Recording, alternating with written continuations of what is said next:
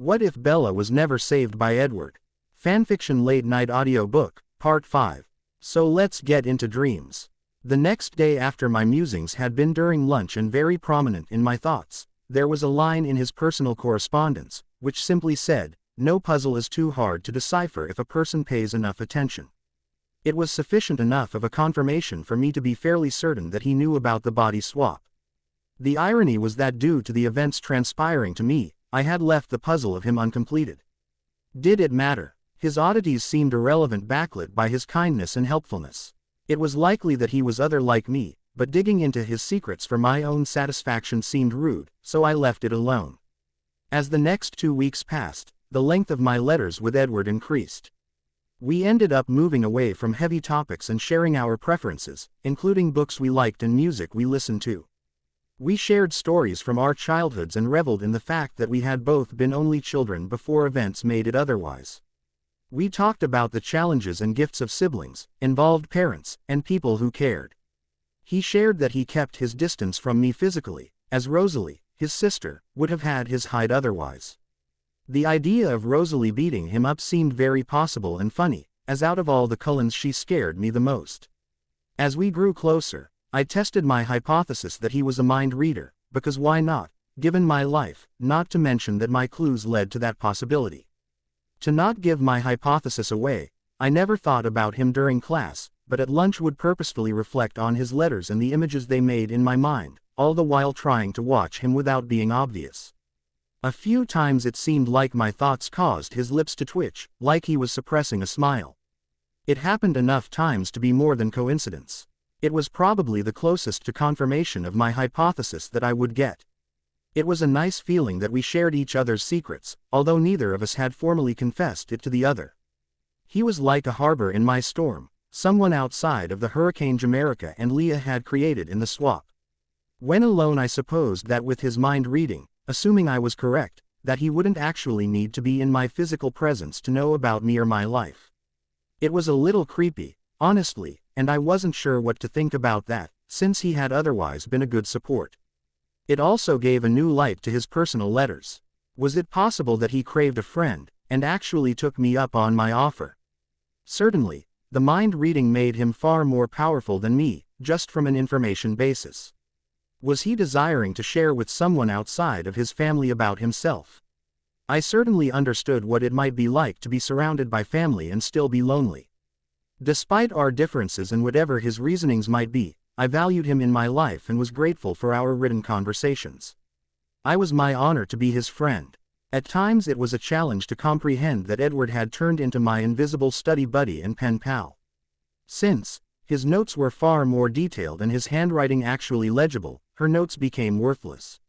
However, in a small amount of revenge, I never told her so. Reading Edward's letters had become my favorite part of each school day. Even in our occasional arguing, we got to know each other through our letters in a way that I didn't know anyone else. Mrs. White and I had fallen into an easy understanding. She continued to speak Quileute when it was us four in the home, and helped me with my hair when I was at a loss. Jamaica's visits on Wednesdays were good for our coursework, but left an atmosphere of grief that would linger through the night.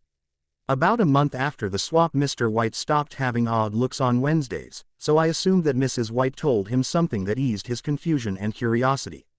I had gotten the hang of passing the classes I attended, while helping Jamaica pass mine. My Quileute had improved to basic conversation, so that class was getting easier, even though I had a ton more to go in order to fool the Quileute elders. The only true hiccup was that despite my best efforts, I could not get Jamaica to understand biology. At least she wasn't completely failing was all that I could comfort myself with. My friendship with Rosa was developing into something sweet, and I was grateful for her. We were at her house nearly every Friday night, which meant that I missed story time. Other than Renee, I had never had a best friend before, and so I made our friendship a priority. Her parents had invited the Whites over once more after church. We shared food and everyone seemed to enjoy each other's company. The idea that these two families might become friends filled me with joy. It would be a silver lining to a horrid event. Despite its strangeness, living in Jamaica's skin had become livable. The truth of that statement had startled me, while also bringing me peace. All my hard work and peace was shattered when on February 26th Leah announced to me that she had spoken to Emily, who was agreeable. I wasn't sure to believe Leah, but she set it up so that the following Saturday the four of us would get together. I left the details in Leah's hands, but was nervous. Mrs. White's words about the use of magic and its consequences would not leave me. I wanted to talk to someone about Leah's request, but didn't feel comfortable confiding in Rosa for many reasons. Since Edward was the only peer outside of Leah who knew the truth of my life, I debated about it for a few days, but ultimately decided that I would confide in him. I valued his opinion and believed he cared enough about me to give me wise counsel. Unwilling to put it onto paper, I concluded that my only remaining option was to test if he really was a mind reader. Consequently, on Wednesday at lunch I called his name mentally. He looked over at me briefly. "Can you hear me?" I asked, chuckling at myself. Scrutinizing him for a response, he did this strange almost unnoticeable movement with his head that looked like it might have been a nod. Taking that as confirmation, as bizarre as the entire idea might have been prior, I explained my dilemma in detail. "I don't know what to do," I told him after concluding. "According to Leah, Emily has agreed, but Mrs. White says there are consequences to messing with magic, and I don't want to be on the bad end of whatever energy it is that they want to conjure. What would you do?" After dinner and Jamaica had left, I opened his letter. It was the firmest confirmation of his secret I had thus received. In a book called Cloud Atlas, a character is faced with an impossible option. The other character tells him, "Do that which you cannot not do." Considering his advice was difficult, as he hadn't given me an answer so much as an aid. It was such an Edward thing to do. At lunch the next day I told him, "Thank you," even though I had already said so in my letter to him. Thursday evening, after the boys were in bed, I stepped out of my room, as I heard Mrs. White leaving theirs. "Ma, can I talk to you for a moment?" I asked, although Ma was still weird on my tongue, as keeping it secret from her was the one thing I was sure that I could not do. Mr. White smiled at us both and moved towards their room. She came in, closing the door behind her, and sat on the desk chair. I sat on the bed, gnawing on my lip. I was nervous. "Now, come on, I won't bite," she teased with a smile. So, playing with the blanket as a distraction from my nerves, I told her about Leah and Jamaica's deal and how they wanted my help to complete their bargain, stressing the point that according to Leah, Emily had agreed. Leah is not a liar. Sad and angry, but not a liar. If she said Emily agreed, then she did, Mrs. White assured me. There was a long pause before she broke it. "Why not help them?" she asked me. Looking her in the eye, I confessed, "These are powerful energies to do what they want. I am afraid of the consequences, since I don't know what they are. Usually I would weigh the pros and the cons, but in this case, I can't." She smiled in a wise, sad way. Life is often filled with moments like these. You can only guess as the costs. And the costs include more than yourself. You must remember to take others into account also. You are not an island, she reminded me. "Yes, ma'am," I replied with a smile. "To do such a thing without consent, like they did to you, will have penalties for sure. Consent is a big thing with magic, but if everyone is agreeing, then the magic is only the vehicle for fulfilling a request, and the ancestors might not grant it. There's no darkness in that," she informed me. "However, if you agree to help, then I suggest you ensure that you are agreeing to their plans. If at any point you believe yourself to be misled, then say, 'I cannot proceed on a false premise,' and leave the circle." I eyed her carefully as her tone suggested that she knew what she was talking about. For reasons I couldn't explain, images of Renee came to mind. Leaving that be, as I wasn't ready to venture into that conversation, I simply asked, "Any more advice?" "If you have Renee's intuition, then trust that. Charlie is a good judge of character. Trust in what they have given you, and in yourself." Smiling, as she felt like a mom in that moment, I walked over to her, and wrapped my arms around her. "Thanks, Ma." For the first time, her title seemed just right. "You're welcome," she offered back, hugging me in return and humming a tune I had heard on the reservation. Staying in her arms, I allowed her to comfort me. Despite my efforts, I couldn't recall Renee ever doing the same. When she shifted, I moved back and thanked her again. With a wide smile she teased, "I might just make a Quileute out of you after all." Chuckling with her, I smiled back, and the sense that I was accepted fully, despite the strange circumstances, filled me with immeasurable joy. I fell asleep smiling. At lunch I called Edward's name mentally again and then replayed the scene with her, partially, so Edward could see how his message had helped me, but also so I could ensure that there were no hidden codes in her words.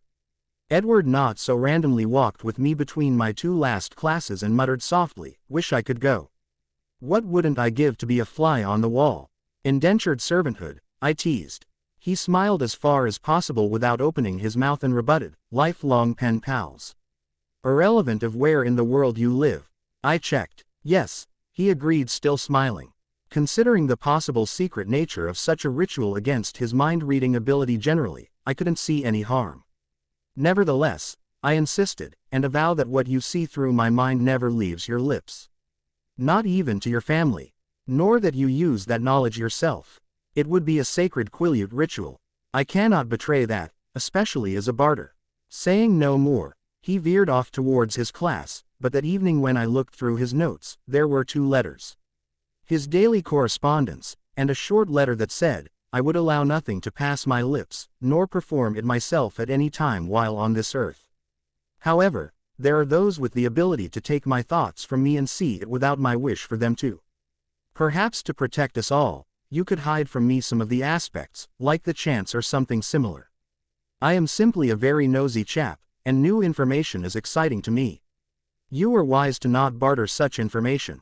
So, I vow to be your pen pal for as many days as we are both on this earth, simply for becoming my friend, as unconventional as a friendship as it might be." As I fell asleep that night, my mind couldn't help but summarize all that I had learned since entered Jamaica's life. In regards to Edward, I had decided close to the beginning of our letter exchanges that the sense that whatever it was that caused this body to believe him to be a terrifying predator had some truth in it. That first encounter in biology certainly was strong evidence in support of him being other, once I stopped taking it personally and had considered how he might have been going through. Consequently, it seemed wise to let him dictate the bounds of our friendship, as he was the one keeping himself safe from us all. Considering all the evidence, my conclusion was that what we had was probably the closest to a friendship he was able, while keeping me as safe as possible. I had also considered the possibility that his joke about his sister Rosalie had some truth in it, and perhaps he was keeping me safe as well as himself safe from her. Through Mr. White's stories, it hadn't been hard to assume that the Cullens were the golden-eyed cold ones, which meant there existed red-eyed cold ones out there in the world, and given everything else, there probably were Quileutes that turned into protectors. To live amongst your prey, and for Dr. Cullen to be a doctor, was a strange thing. Yet, I really didn't know their family dynamic and my true safety. It wasn't hard to imagine the possibility of Rosalie killing me and covering it up to hide the truth of her nature. Clearly, since being body swapped, my idea of fiction had been altered significantly. Friday I went over to Rose's and reveled in the connection we had made. As we spent time together, I found myself having mixed feelings about the possibility of being swapped back. On one hand, it would be nice to be back in my own skin and live the life I was planning with the parents originally given to me. On the other hand, I had come to appreciate and value the White family, and would be sad to lose it. If it did swap Jamaica and I back, I had already decided to figure out a way to make Rosa my friend again and stay in contact with Mrs. White, as they were people I hoped to never lose from my life. Life was good. Getting Leah to do the ritual had been one of the many signs that Mike and I were meant for each other. Despite all my doubts, it had worked, which was the greatest sign of all. It was Leah's turn, no doubt about it. When Leah mentioned that Emily was on board, I was happy for her. Really, she deserved her happily ever after, too. But, so much could go wrong. What if a second time didn't help Leah, but took away what Mike and I had built? I was so close to getting everything that had driven me to do the swap, or rather was on the path for it to all come true. It had only cost me my past, a small price to acquire the man who would be the center of my world for the rest of my life. Sure, I owed Leah, no doubt about it. At the same time, I wanted a way out of repaying her. Telling her no wasn't an option. I couldn't do that to her. Not to mention that having Leah as an enemy sounded like a sure way to get my present life ruined. Weighing the risk of being switched back with the risk of having Leah against me was hard. Then one time when I was thinking about it all again, my grandmama's words came back to me once more. She'd looked out for me so far. There wasn't any reason to not trust her. It would work the way it was meant to. Nothing bad would happen to me as a result. I would keep my promise. Even though I knew grandmama was trustworthy and totally had my back, my nerves had me asking Leah to get Bella on board, in an attempt to delay things. The Wednesday after telling Leah I would definitely be there and offering her my support, I was at my old house to study with Bella as usual, but couldn't concentrate. I kept debating with myself of whether to ask Bella what she thought about the ritual. The suspense was killing me on one end, while on the other hand I was afraid saying something might put her mind on it and get her to come to an answer sooner. Eventually, I couldn't take not knowing, and blurted out my curiosity. I'm leaning towards yes, as I had already told Leah yes in the beginning, but a lot has happened since then, and it's a big deal. I'm taking my time to think it through, she explained to me. Yeah, I stated, trying to shake the dark heavy pit that was beginning to form in the center of my stomach. Later, lying in bed, surrounded by her covers, staring at the ceiling, I couldn't sleep. The feeling Bella had given me had not only remained, but spread. It caused me to feel bad. I tried to think of some reason for the bad feeling, but couldn't come up with anything, except that maybe not warning Bella had been a bit rude on my part. Saying a prayer of forgiveness, I reminded myself that just because she was a goody two-shoes didn't mean I was or would ever been. I was a go-getter. I knew what I wanted, knew it was meant for me, and did what was necessary to achieve it. It took a while, but eventually sleep came. Thursday morning, as had become his normal, as soon as I got out of the rusty bucket, Mike came up behind me, kissing my neck. All the ugly heavy feelings from the day before melted away. The end justified the means, and no matter the cost, love was worth it. Friday morning, he kissed me as usual, but instead of wishing me a good morning, he whispered into my ear, "My parents have an event in Port Angeles. My house will be empty tonight." Interested, turning around to face him, my smile was huge. "Yes, absolutely," I confirmed, while hugging him tightly. As I did so, his desire was made apparent. Saturday mornings had become our date time, and he made sure his mother didn't schedule him, but evenings and Sunday was for work, so it was a huge surprise. On top of that, him and I alone sounded fantastic. Sure, I was nervous, as it would be my first time, but Mike had been all of my firsts of the bases, and he had been sweet, attentive, and gentle. I was sure it would be so great. "What time should I come over?" I asked, as we walked to class, nearing the eve that served as a covering. "Like 9 p.m., he suggested. "I have to help close up the store." "How about Saturday? We still on?" I checked. "Yes, I'll pick you up as usual," he confirmed with a warm glowy smile. "It's a date," I stated with assurance, kissing him before taking the last steps into class and then finding my seat. It would be our best date yet. A Friday night, plus the Saturday morning, no less, not to mention us going all the way. Leah had told me it was likely to happen like this. My patience had totally paid off. My body was so alight, my brain filled with images of us, and I was so excited that I couldn't concentrate at all during school. Even at lunch every touch between Mike and I excited my body for what was to come. Nothing caught my attention. No voice registered. He had consumed me in a new way. The nerves continued to be there, but the excitement and warmth of when we were together were building like crazy. When the last bell rang, Mike and I walked together, gathering a few of members of our friend group as we went. In the parking lot we said goodbye to each other in the way we usually did, but the hug lasted just that little bit longer, and his arms lingered on me longer and held me more assertively than usual. It was like his way of saying that he wanted this too. Looking forward to what was to come had made school an even bigger chore than usual. But I had survived the day, and that was all that mattered. Ever since the switch, how I altered the clothes, hair, and makeup to suit my style had resulted in more attention from men and more snide comments from Lauren. An oddity to the day had been the boys. Even in my ecstatic state, they had been hard to miss. It was like my excitement and anticipation of Mike and my evening activities had seemed to only heighten their desire to attract my attention. Some were a little pesky, but overall it was great. Driving home, I was beyond appreciative of Leah's suggestion to get an outfit for when such an opportunity would arise. It had been almost 2 weeks ago when I had asked Chief Swan for money for another bra, although had bought a sexy night teddy thing. In the back of Bella's drawer I had found very sexy underwear, but nothing that was a one-piece, so had spent the money on what I deemed was an essential item. Leah had also suggested ensuring that my hymen was already broken, so there would be no discomfort my first time. Grossly, she told me how to check with my fingers. When I had done so, I had found nothing there, so that had been a relief. Even with my outfit ready to go, at home I was unable to settle, trying to decide what to wear over there and how to fool Chief Swan. God must have been smiling upon me, and my grandmama blessing us, because at about 6 p.m., when I was expecting Chief Swan home, he called me to let me know he had to be out late. Rejoicing at my good luck, I finished getting ready, picking tight skinny jeans along with a low-cut top that showed off what little this body had lifted into a bra. My shoes were near knee-high boots with a slight heel. Once my outfit and hair were good enough, and it was about time, I headed over to Mike's.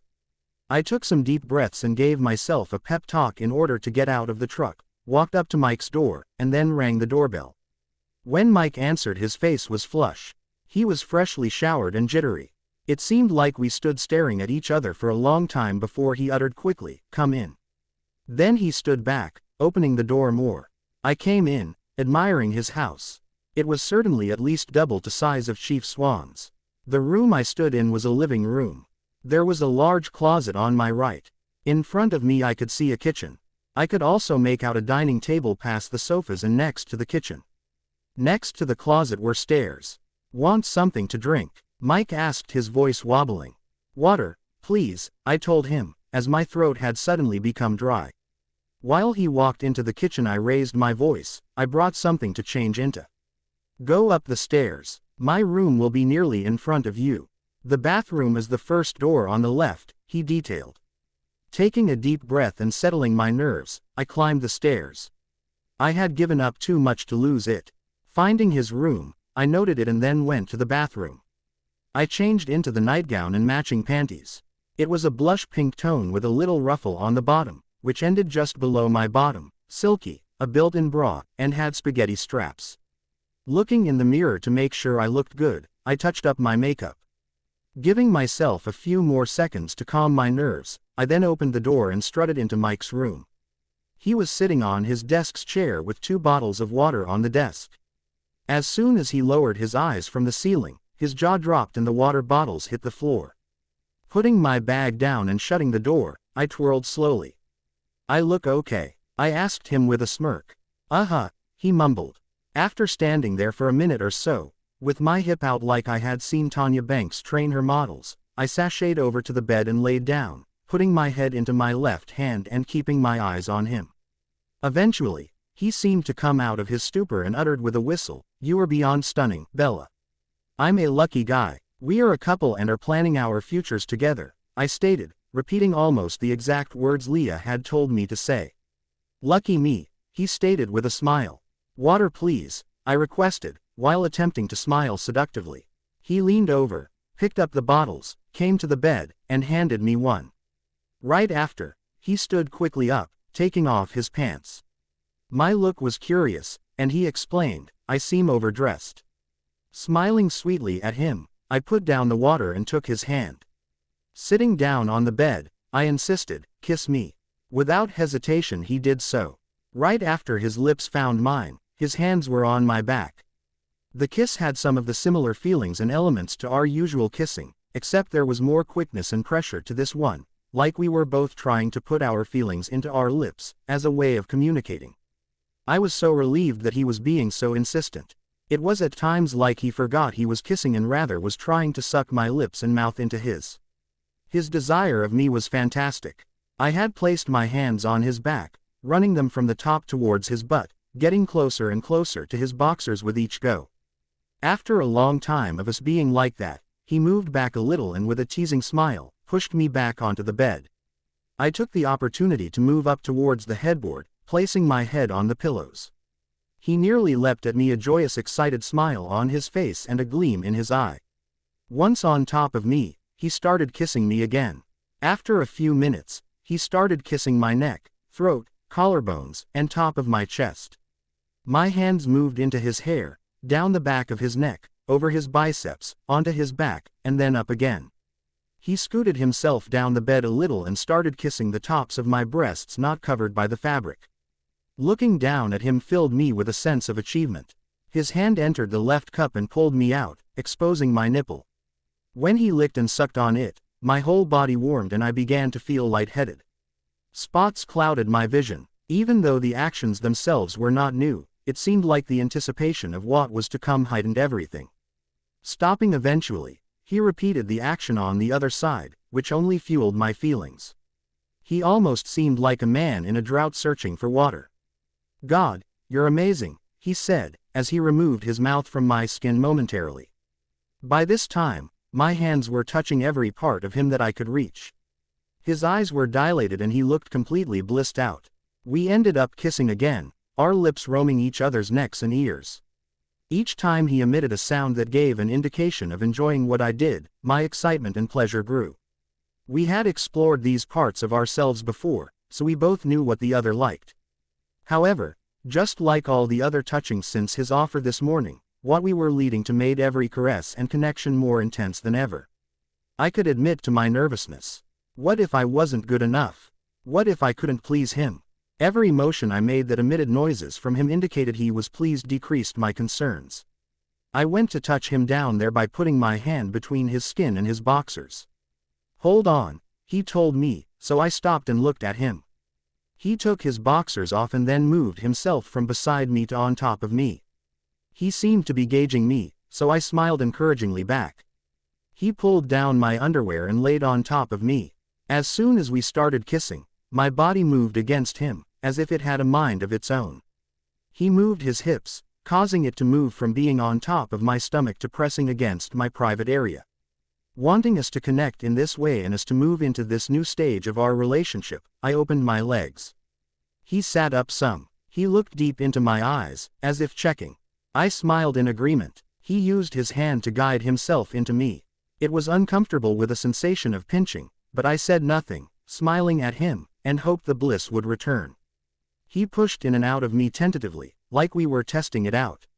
He gazed into my eyes and checked, his voice soft and slightly fearful, like I might ask him to stop. "You okay?" It was his first time also.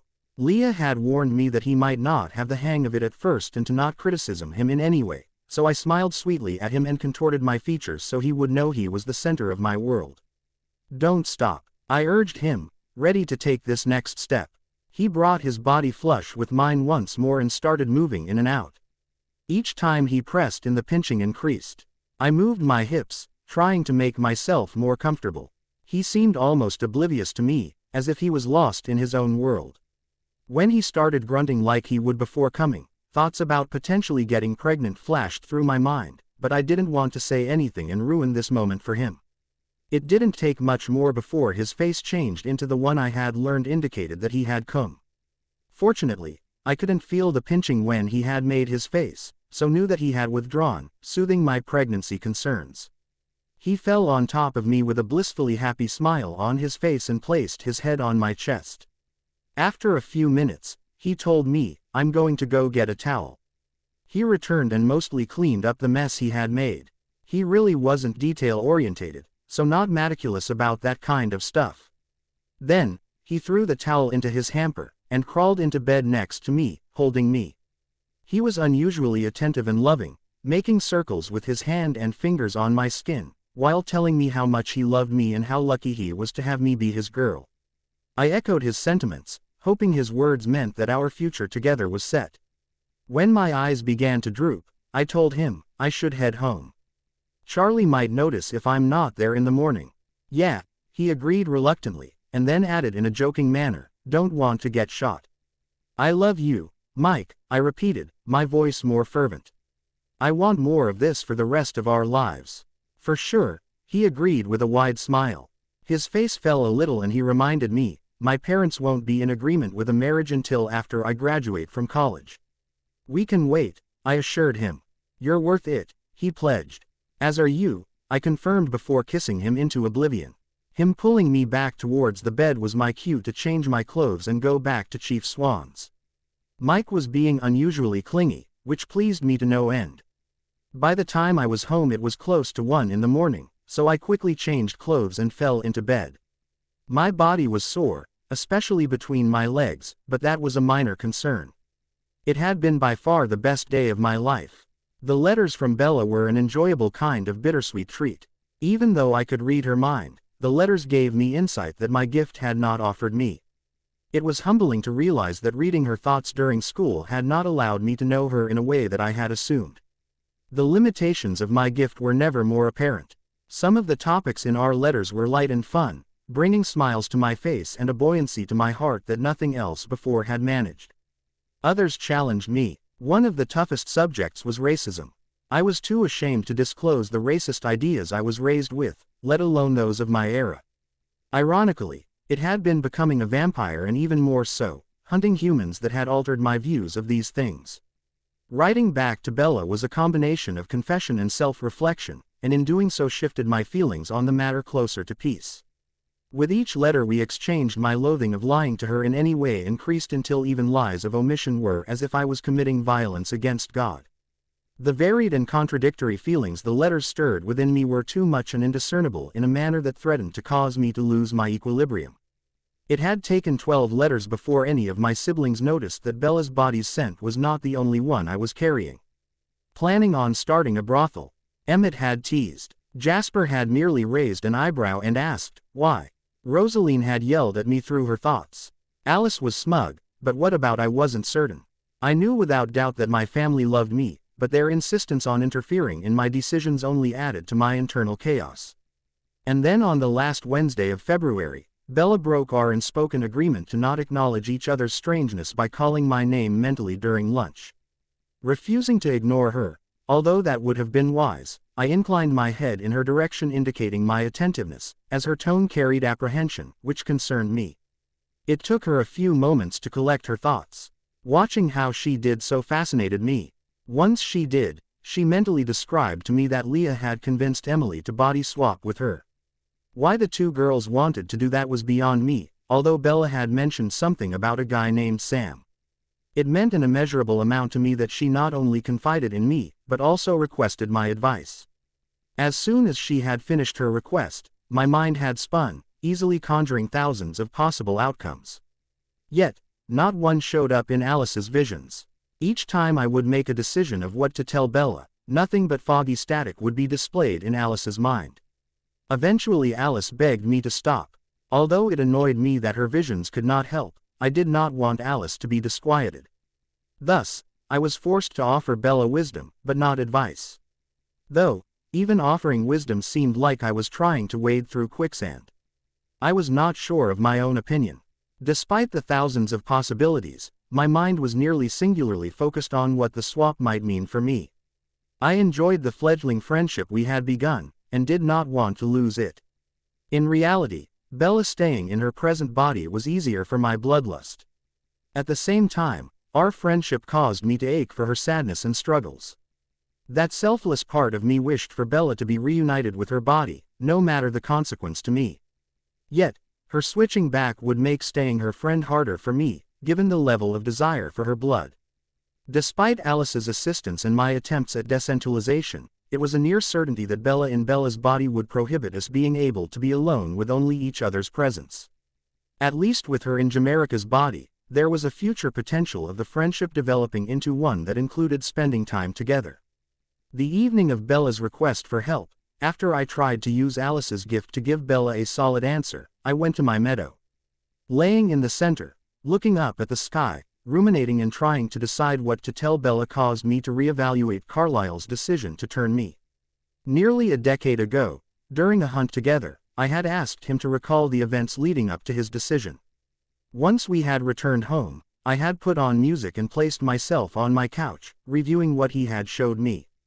As I tried to assist Bella, it dawned on me that my previously evaluation of Carlisle's decision-making process was from the position of knowing the outcome.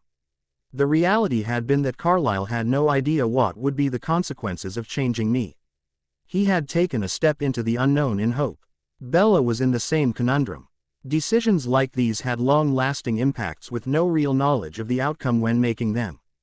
Carlyle's insistence that he believed that he had been divinely led to change me sunk in for the first time, causing me to see him in different light. Maybe Carlyle's belief regarding me was also true in regards to Bella. Maybe the swap had been divinely inspired, or at least divinely granted. How were we mere creatures to know? If that were the case, then it meant she had been divinely placed in my path. It was a sobering thought, considering what that meant for me. I wanted to reject the possibility outright, but how Alice's gift was glitching stopped me from doing so. I recalled every book I had read in an attempt to find a passage that might aid Bella. When one came to mind, I wrote it for her, and hoped that it would help. It was difficult to not have the certainty of outcome from Alice's visions. Resultingly, a strange sensation entered my body, which I would name as anxiousness. The last time I had experienced anything similar had been upon Jasper's sire Maria's visit. As soon as school ended on Friday, I went to my room, determined to remain there until school on Monday. I didn't want my family to see my nervousness, mostly because I didn't want them to ask me what was wrong. In my own way, I was doing my best to keep Bella's confidences, as promised. Saturday evening Alice let out an ear-shattering scream, and we all ran to her in Jasper's room. When I entered, Jasper had already wrapped her in a blanket, cocooning her in his lap, rocking her without a shirt, sending out strong emotions of contentment and peace. His toplessness was a sign things were amiss, as he usually wore long-sleeved shirts. "Please help her," he looked at me, begging me, clearly distraught and confused. "What happened?" Carlyle asked. "I cannot say," Jasper retorted. "She was fine and then she was not." Carlyle turned to me. "Her mind is overwhelmed with visions," was all I could say. "Give me a moment, and a little distance, please." Everyone stilled for a second and then exited the house, bar Jasper, who kept up what he was doing. With having only Jasper and Alice's mental voices, I was more able to focus on entering solely Alice's. Watching in awe, there were images of Bella Swan's body and I dating and marrying. There were even some with us running together as vampires. We looked so blissfully happy. Then, there were images of her dead, as I succumbed to the call of her blood or forgot my strength and crushed her. There were men attacking her, nomads chasing her, a newborn army trying to kill her, and the Volturi coming against us. There was also her dying from Tyler's van, her fainting with Mike by her side, and her being asked out to the upcoming dance by every boy in the junior class. These images were grainy and were like looking through bubbled glass. Then, there were the ones that were funky, as Alice had termed it, which had all occurred since the body swap. There were events that had already happened, including ones of Bella's body, and future ones. In almost all of these future ones, Bella's body and the one her soul presently inhabited died by some form of an accident. They were beyond numbering. Once many of them started to repeat, I began trying to form a pattern in order to understand what was happening.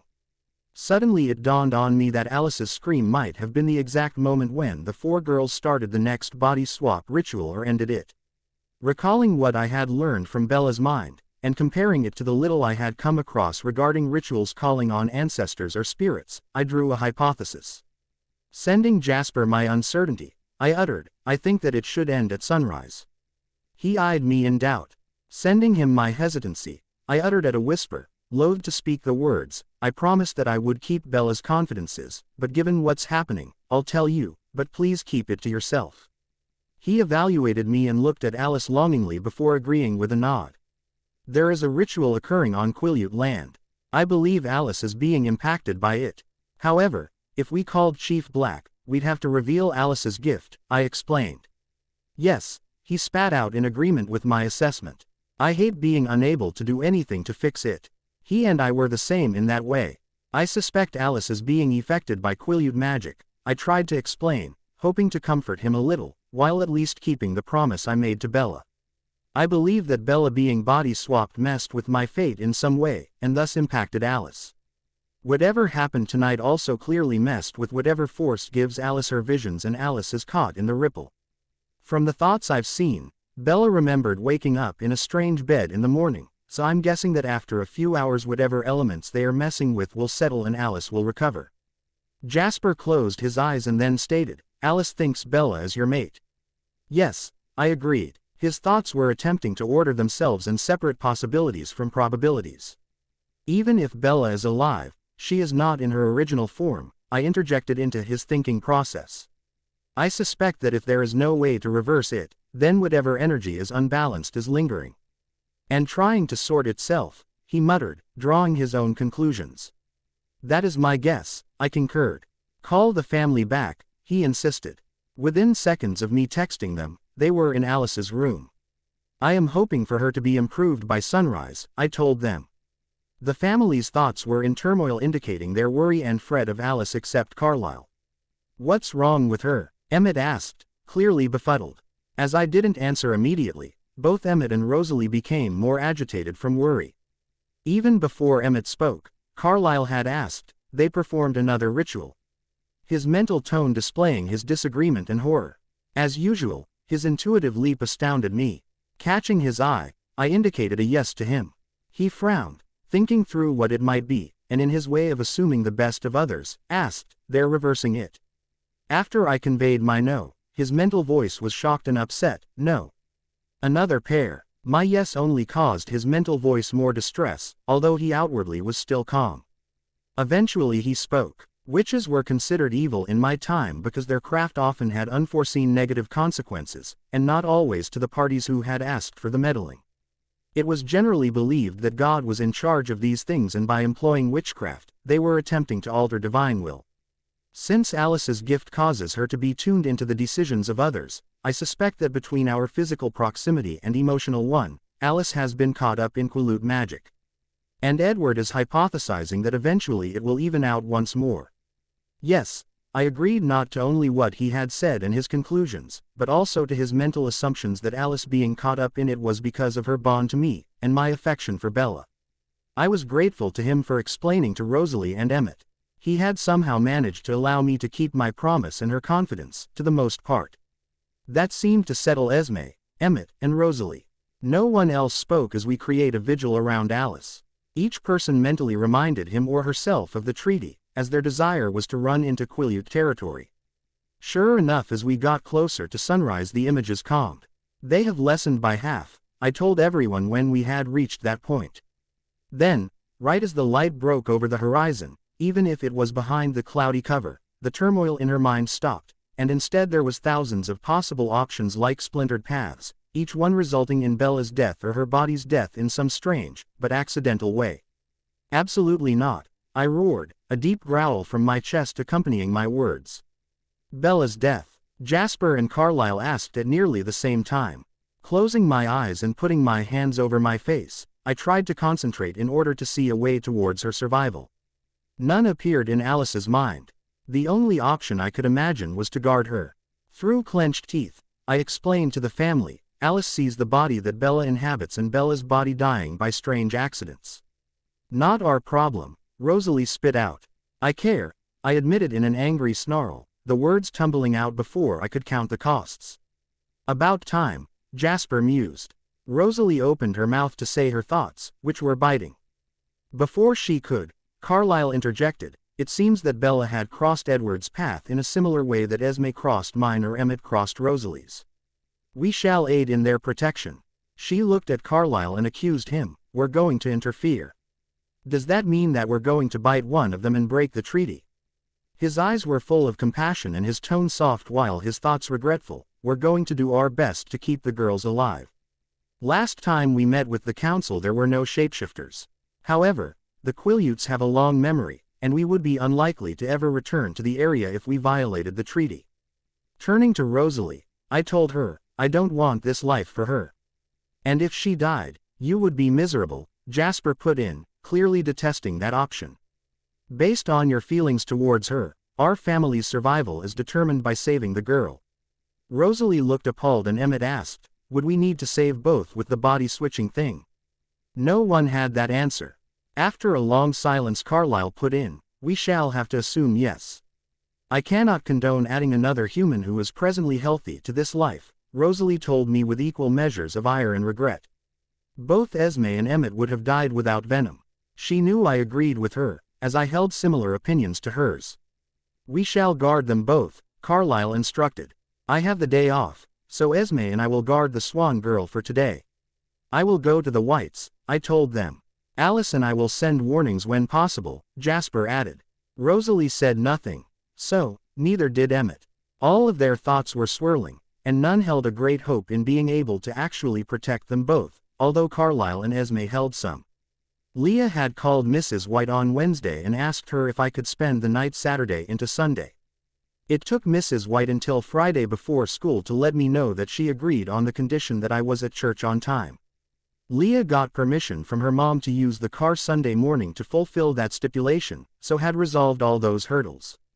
Leah certainly was determined. I took Mrs. White's agreement for the sleepover as her way of showing her implicit support of my decision. I had to wonder if Mrs. White was hoping me performing the ritual would result in what Jamerica and Leah had done being reversed and she'd get her daughter back. It seemed likely she was wishing for that outcome. Ironically, I was still mixed about it. Edward, I asked at lunch. He looked over at my direction. Mrs. White said yes. They're planning on performing it Saturday night. I mentally sighed. I'm nervous for either outcome. It would be nice to be back in my body, but I also don't want to lose the connections I've made with Mrs. White, Rosa, and you. Will you promise that we can remain friends? After school, at Rosa's, since it was Friday, when Rosa was downstairs because her mother had called her, I took out Edward's letter. In addition to our current conversation, at the end he had added, a friendship formed is not easily broken. A smile broke out across my face. That was enough for me. After dinner as Rosa and I chatted, I risked sounding like an idiot and told her, I've been going through some rough stuff, as you know. If on Monday I'm dissing you and Bella Swan is talking to you, please be cool. I don't want to lose our friendship no matter what. She looked at me strangely before agreeing. It sounded like she was trying to placate me, but that was better than nothing. I had planted the seed. I had done everything possible to hold on to these meaningful relationships. Saturday we went over to the Clearwaters as if there was nothing unusual about it. While Mrs. White and the boys were in the house, Leah and I were in her room working on Quileute, particularly the pronunciation of the words for the ritual. First she showed me her translation. The closer the time got for Jamerica to show up, the more nervous I became. Through it all Leah tried to calm my nerves, allowing me to see why her and Jamerica were such good friends. I was having a harder time with the Quileute we would be saying, as it was in an older version, the more nervous I became. I suspected that despite her excitement, she was nervous also. When Emily came over, it was hard to miss the claw marks on her face. She joined us in Leah's room working on the exact articulation. When Leah stepped out, I checked in with Emily that she was all in. She assured me that she had agreed after giving it a lot of thought, and was willing to suffer the loss of Sam if that was what the fates held. He was supposed to be Leah's, she told me, frowning with regret clear on her face. If this can undo whatever twist of fate caused his heart to be bound to mine and instead they can be together, then I owe it to my cousin to try. I never wanted to take Sam from her, and the guilt that I did, even if it was out of my control, will hopefully be gone by doing this. I nodded in acceptance of her words, even if the idea was shocking. It comforted me that she was truly in agreement to doing the ritual, but how the whole her, Sam, and Leah thing even happened was a complete mystery to me. Maybe one day they'd explain, because something in her tone gave me pause to ask. She's convinced it will work, Emily continued. It did with you, so I agree with her. But there's less certainty that the body swap will solve our love triangle. Despite Leah's desires and hopes, I tend to think that Sam and I are soulmates, as it is the only thing that makes sense to me to explain how we got here in the first place. If that is the case, then he will end up loving me in Leah's body. There's a part of me that wants to test to see if our love is true. See, I am not without a selfish motive in this. What will happen to Leah if you're correct? I couldn't help but blurt out. We talked about the possibility. She's willing to risk getting heartbroken again. This is her last attempt, and if it doesn't work, then she's agreed to move on. She knows the risks, Emily assured me.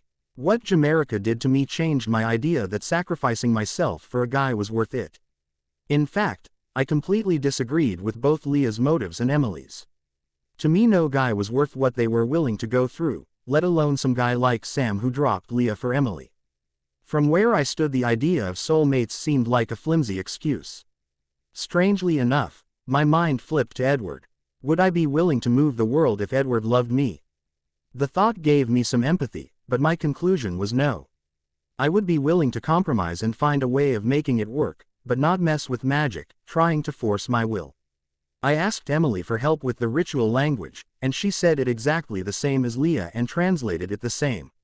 Either they were on it together, or Leah was being transparent.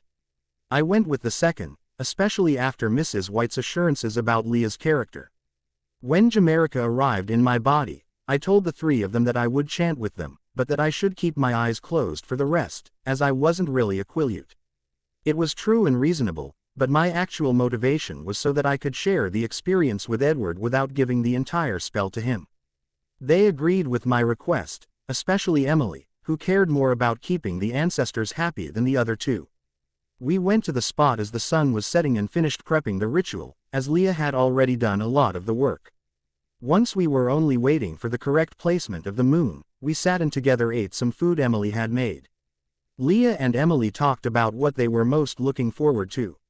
I avoided looking at my body, while attempted to tune out their conversation, as it stirred up my displeasure in how Jamerica did the swap without any consent or warning. Although, admittedly, if she had asked, I would have said no. To distract myself I imagined Edward, Rosa, and the White family, Mrs. White in particular. According to Leah, when Jamerica and her had first done the swap they hadn't expected it to work. Nevertheless, it seemed like they had never stopped to seriously consider the consequences to themselves and others, like me, if it did work. In a way they had been the ones playing with fire, while I had gotten burned. "What about Sam or your parents?" I blurted out, wanting them to realize that their choices would have serious impacts to others. My question led them to have some more serious and heavy conversations. I was glad they were talking over these implications and hoped it would all lead to things going more smoothly than it had for me. I disagreed vehemently with their decision to keep it from everyone for as long as possible, but stayed quiet, believing that I had said enough. When it was time, I was ready. I had done as much as possible to keep Edward, Rosa, and Mrs. White in my life. Even though prayer wasn't a thing for me, even with going to the White's church, I asked whomever might listen for my body back. Leah and Emily, who seemed to know the most about rituals and Quileute magic, had me stand at the west point. It was where the ritual would begin. Leah took south, Jamerica stood at east, and Emily at north. Leah had placed in my right what I was meant to offer to the earth and in my left hand what went into the fire. At the points in the ceremony Leah had prior pointed out, I opened my eyes a little just to aim well enough. Fortunately, this body had superior hand-eye coordination, so I didn't embarrass myself. Through all the words, I could smell herbs being burnt, at least the ones being thrown into the small fire in the center, but did not recognize any of them, except for sage, which meant none of the rest were the kind you cooked with. The words of the ritual went just the way Leah said. I was proud of my articulations. The ending of the ritual was anticlimactic. As we each carried something, going to Leah's to crash, it seemed hokey and uneventful. I had expected something out of a movie, ironically. There had been no spooky voices or strange winds. There had been no indication that it had worked or not. Its pathetic nature was only slightly disappointing. Strangely, though, there was a slight discomfort in my chest, like something was wrong, but I couldn't name it. I figured it was my nervousness. Feel anything different? I asked Emily. Did you? She asked. Not that I remember before waking up in Jamerica's bed, I answered honestly. Then, I guess I shall have to see what the morning brings, she replied with a smile. Leah had cleared it with her mother for us to all sleep in the living room. I had to wonder if Mrs. White had anything to do with Mrs. Clearwater's compliance and lack of questions. We all struggled to find sleep, but eventually it came for me. In the morning I was the first to rise. A part of me was reluctant to open my eyes, but even without sight I was fairly certain I was still in Jamerica's skin. Grief overwhelmed me in an intensity I had not experienced since this began, drowning me in its intensity, and then a moment later it was nearly gone, like a huge waves that suddenly went down a drain. Incredible disappointment still lingered, and yet whatever hostility I had harbored for Jamerica was gone. I was upset what she had done to me, absolutely, but if performing the ritual didn't switch us back, I had to accept that maybe this was the rest of my life. The thought was so heavy that I didn't know where to start. Unable to deal with my new reality, distraction was in order. I got up and asked Mrs. Clearwater if I could help out in any way. She instructed me how to assist with making the muffins, which was enjoyable. When movement could be heard, I went back into the living room wanting to be there. Emily's body was the next to sit up. I made eye contact with her, curious to see what had happened. She looked down at herself and then at me with a huge grin. I grinned back, happy that she was happy, but unable to be fully pleased, given my circumstances. Seth came into the room and then went right into the kitchen. Leah, presumably in Emily's body, came over, gave me a hug, and whispered in my ear, "Thank you so much." "You're welcome," I replied, whispering into hers. "I hope you gain everything that you hoped for." Shortly after, Jamerica woke up. Although we were more used to each other, we still avoided eye contact or even looking in each other's direction much. It was just weird to look at the body that used to be mine as an observer. Nevertheless, it was clear that she was beyond relieved. Clearly she had thought there was some chance we would be switched back. Her being pleased made sense, but nevertheless upset me. Then, Leah's body sat up exuberantly. She smiled at me also. I was glad that she too was happy with the result. It seemed like I was the only one still unhappy. I wanted to be happy for them, and wish them well, but since I was paying the price for their happiness, it was a bitter pill to swallow. Mrs. Clearwater called for everyone, and we went in to eat eggs with muffins. It was an amazing breakfast. Jamerica offered to drive me home after dishes were cleared. While Jamerica and I had cleaned up the kitchen, Emily, in Leah's body, had taken her counterpart into Leah's room and they had talked. Leah, in Emily's body, came out looking almost as pale as my previous body and then drove Emily's car back to where she was staying, evidently with Sam. Guess whatever Emily told Leah didn't change her plans. I hoped that it was worth it to both of them. On the drive, Jamerica and I talked about biology, as she was barely passing, even with my help. She was a few minutes late dropping me off for church. Hopefully, Mr. and Mrs. White wouldn't notice my tardiness. As I exited the truck, she thanked me for everything. I wasn't sure I deserved her appreciation, and I certainly didn't extend it back. When Mrs. White spotted me, she looked at me critically. I mouthed still me while shaking my head no. Her whole body slumped in disappointment.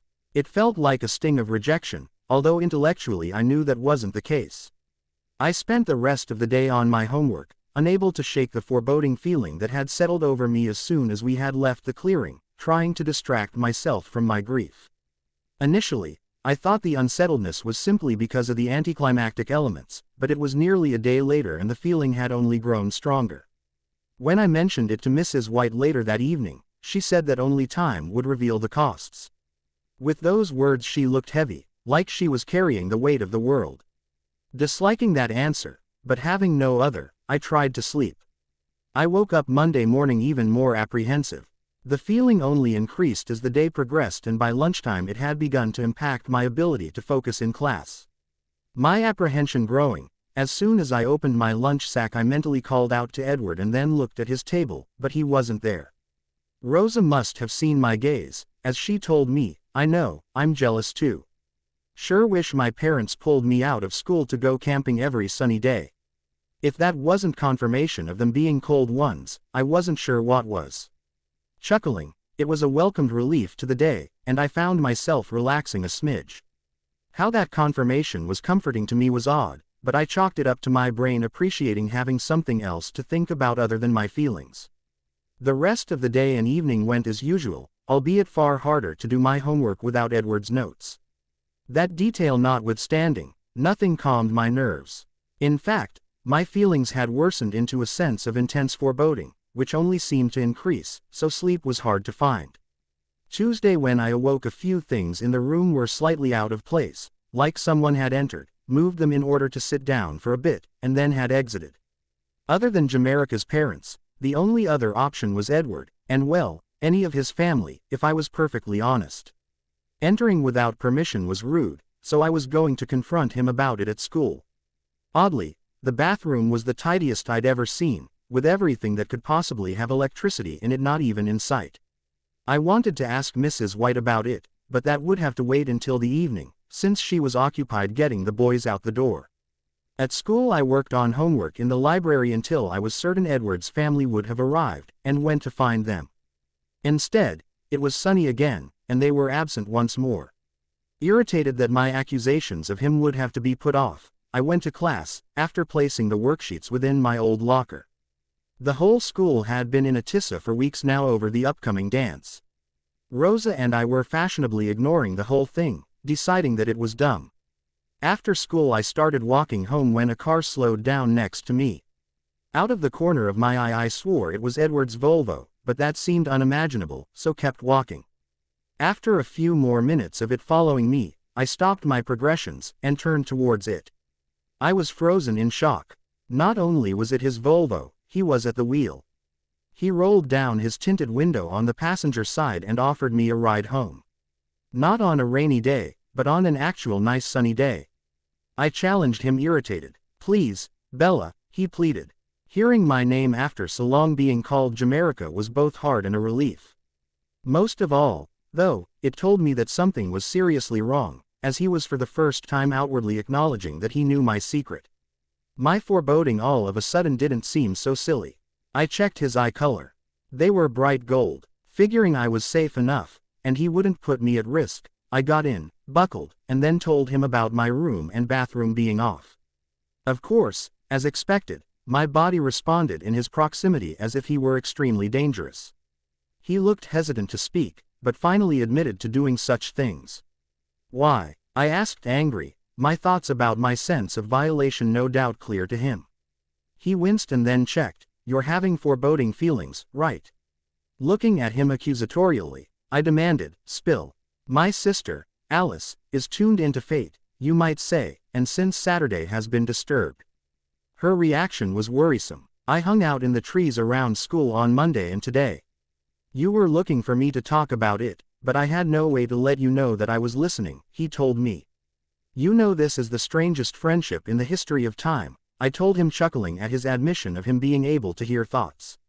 "There really are no secrets between us, Bella, we've just been pretending. You know as much as most Quileutes and they have a long memory," he stated, his tone sad.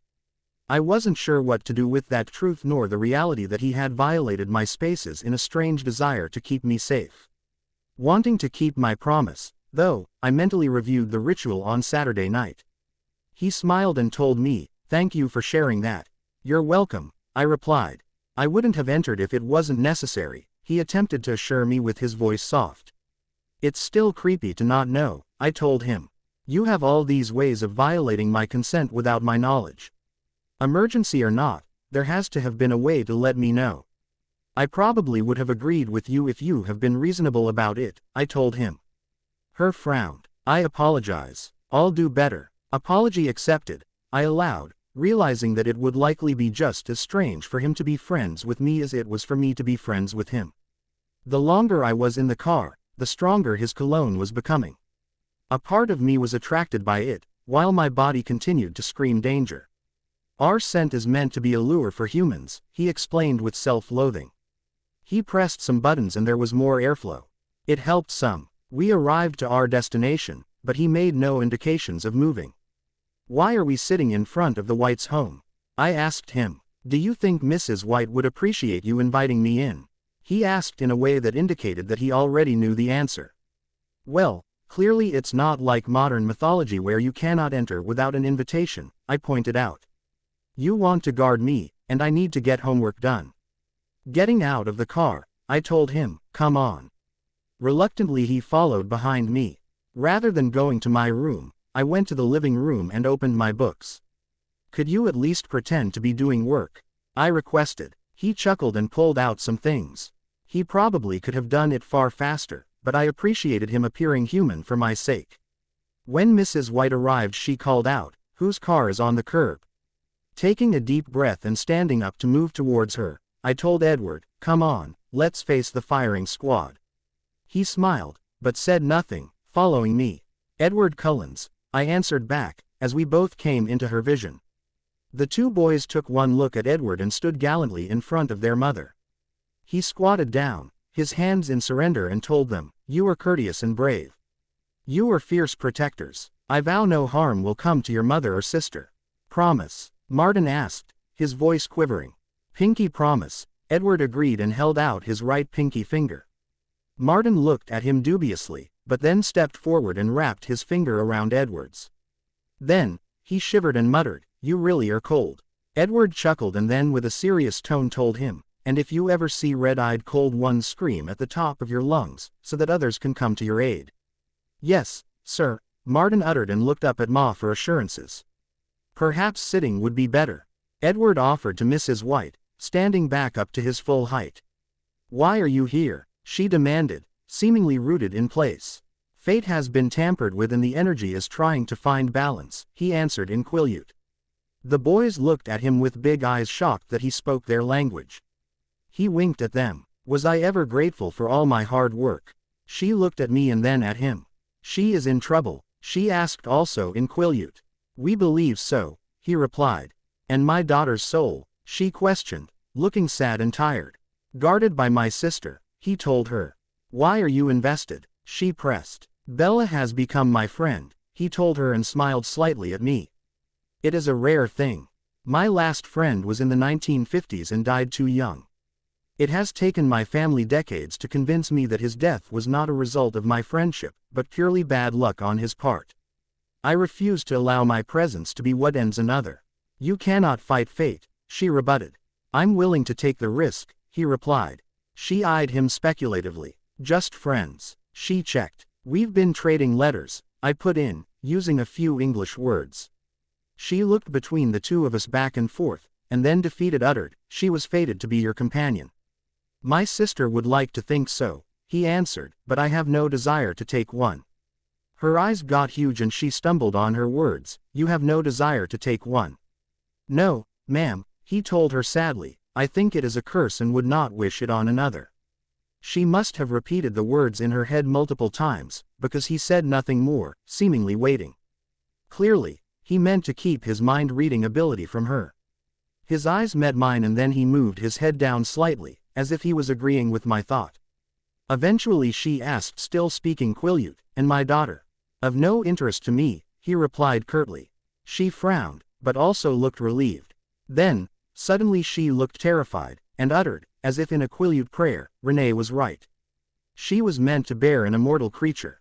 "Oh no, Jamerica, what have you done?" Right at that moment my ears started ringing so loudly that the pain crippled me.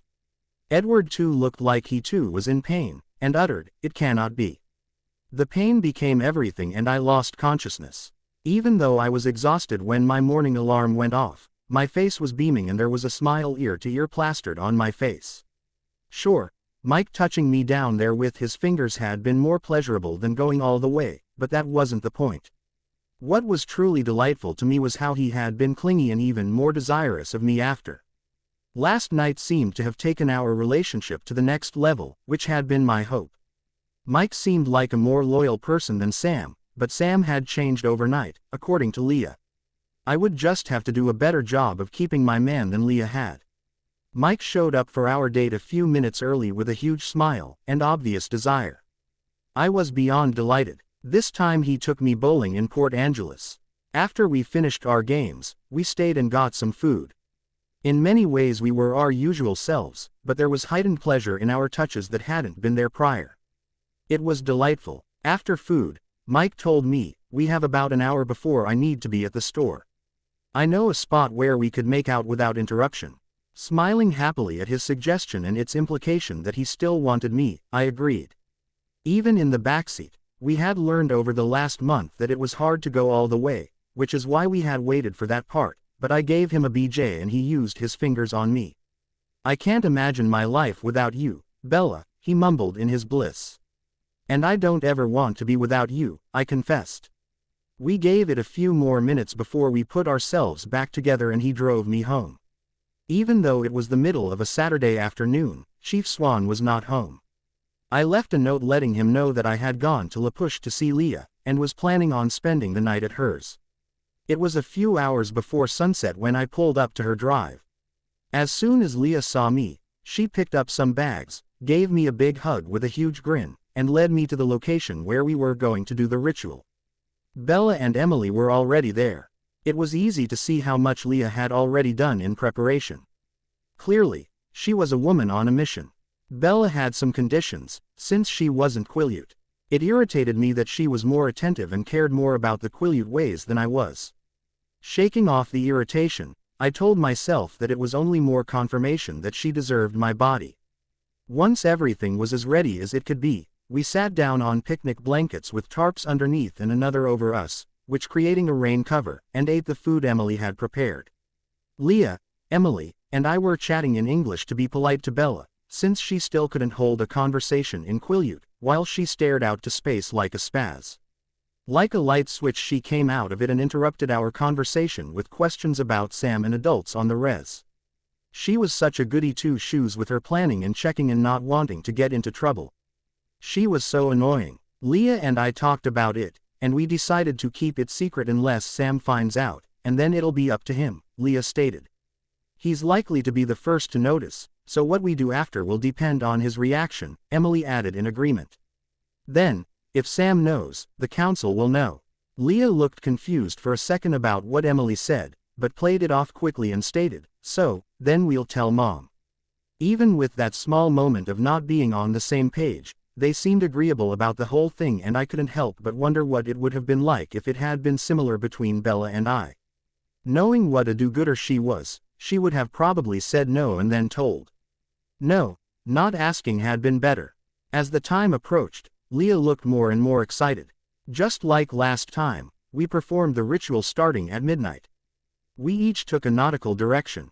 Emily stood at west. Bella was at north. Leah was at east. I stood at south. Like before, we spoke the entire ceremony in Quileute. First, we blessed the directions, and then invited the ancestors.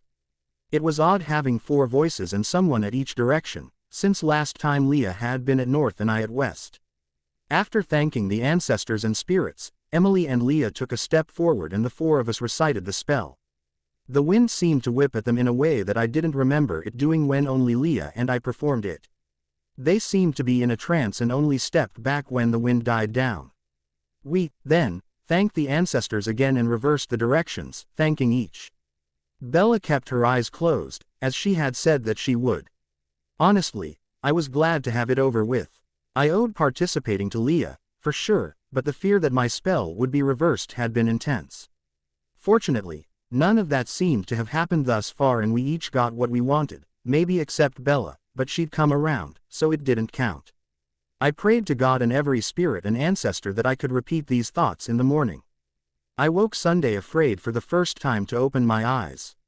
Noting my surroundings by touch and hearing, it seemed likely that I was still in the same body that I had gone to sleep in. Opening my eyes carefully, I was pleased to discover that was the case.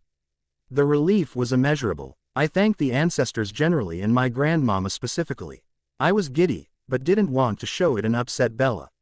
I was mostly successful, except for not being able to stop smiling.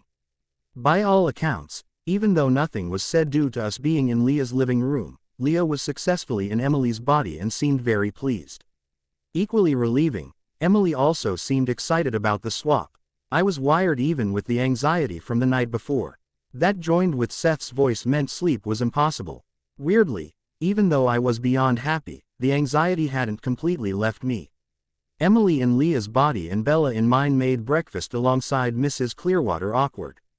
While they were in the kitchen, I pulled Leah aside and whispered, "How's it feel?" "Strange," she answered. "Do the scars bother you?" I wanted to know. "Nah," she replied. "I'm nervous about seeing Sam, though." "You love him still?" I checked. "Yeah," she agreed with a heartbroken note. "Then, love him," I advised her. "Isn't that all that really matters in the end?" She smiled widely at me and agreed. Despite my few hours of sleep, I didn't want to stay. Bella's deadline of church was a godsend. Consequently, I ate breakfast, thanked Emily and Bella, helped Bella clean up the kitchen, deposited her to church as promised, and went home. Between doing laundry, feeding myself, and homework it was not a day of rest.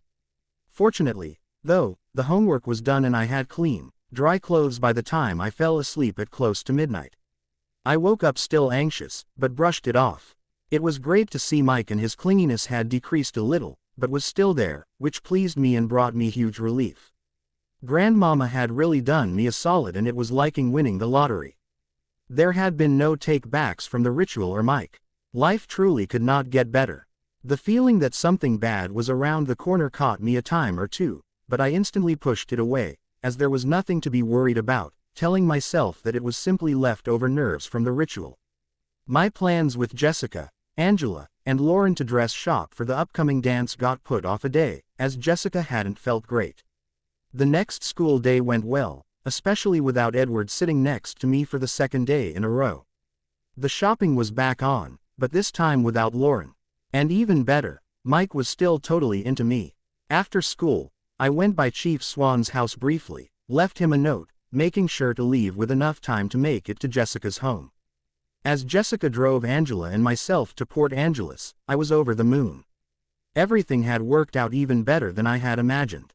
There was no doubt within me that God was smiling down upon me. At the first dress shop we went to there were plenty of options. We each gave suggestions and comments to each other, although Jessica's seemed to make sure we didn't outshine her. At some point a bunch of guys banged on the glass and made crude gestures to us three. "Don't mind those nuisances," the sales clerk assured us.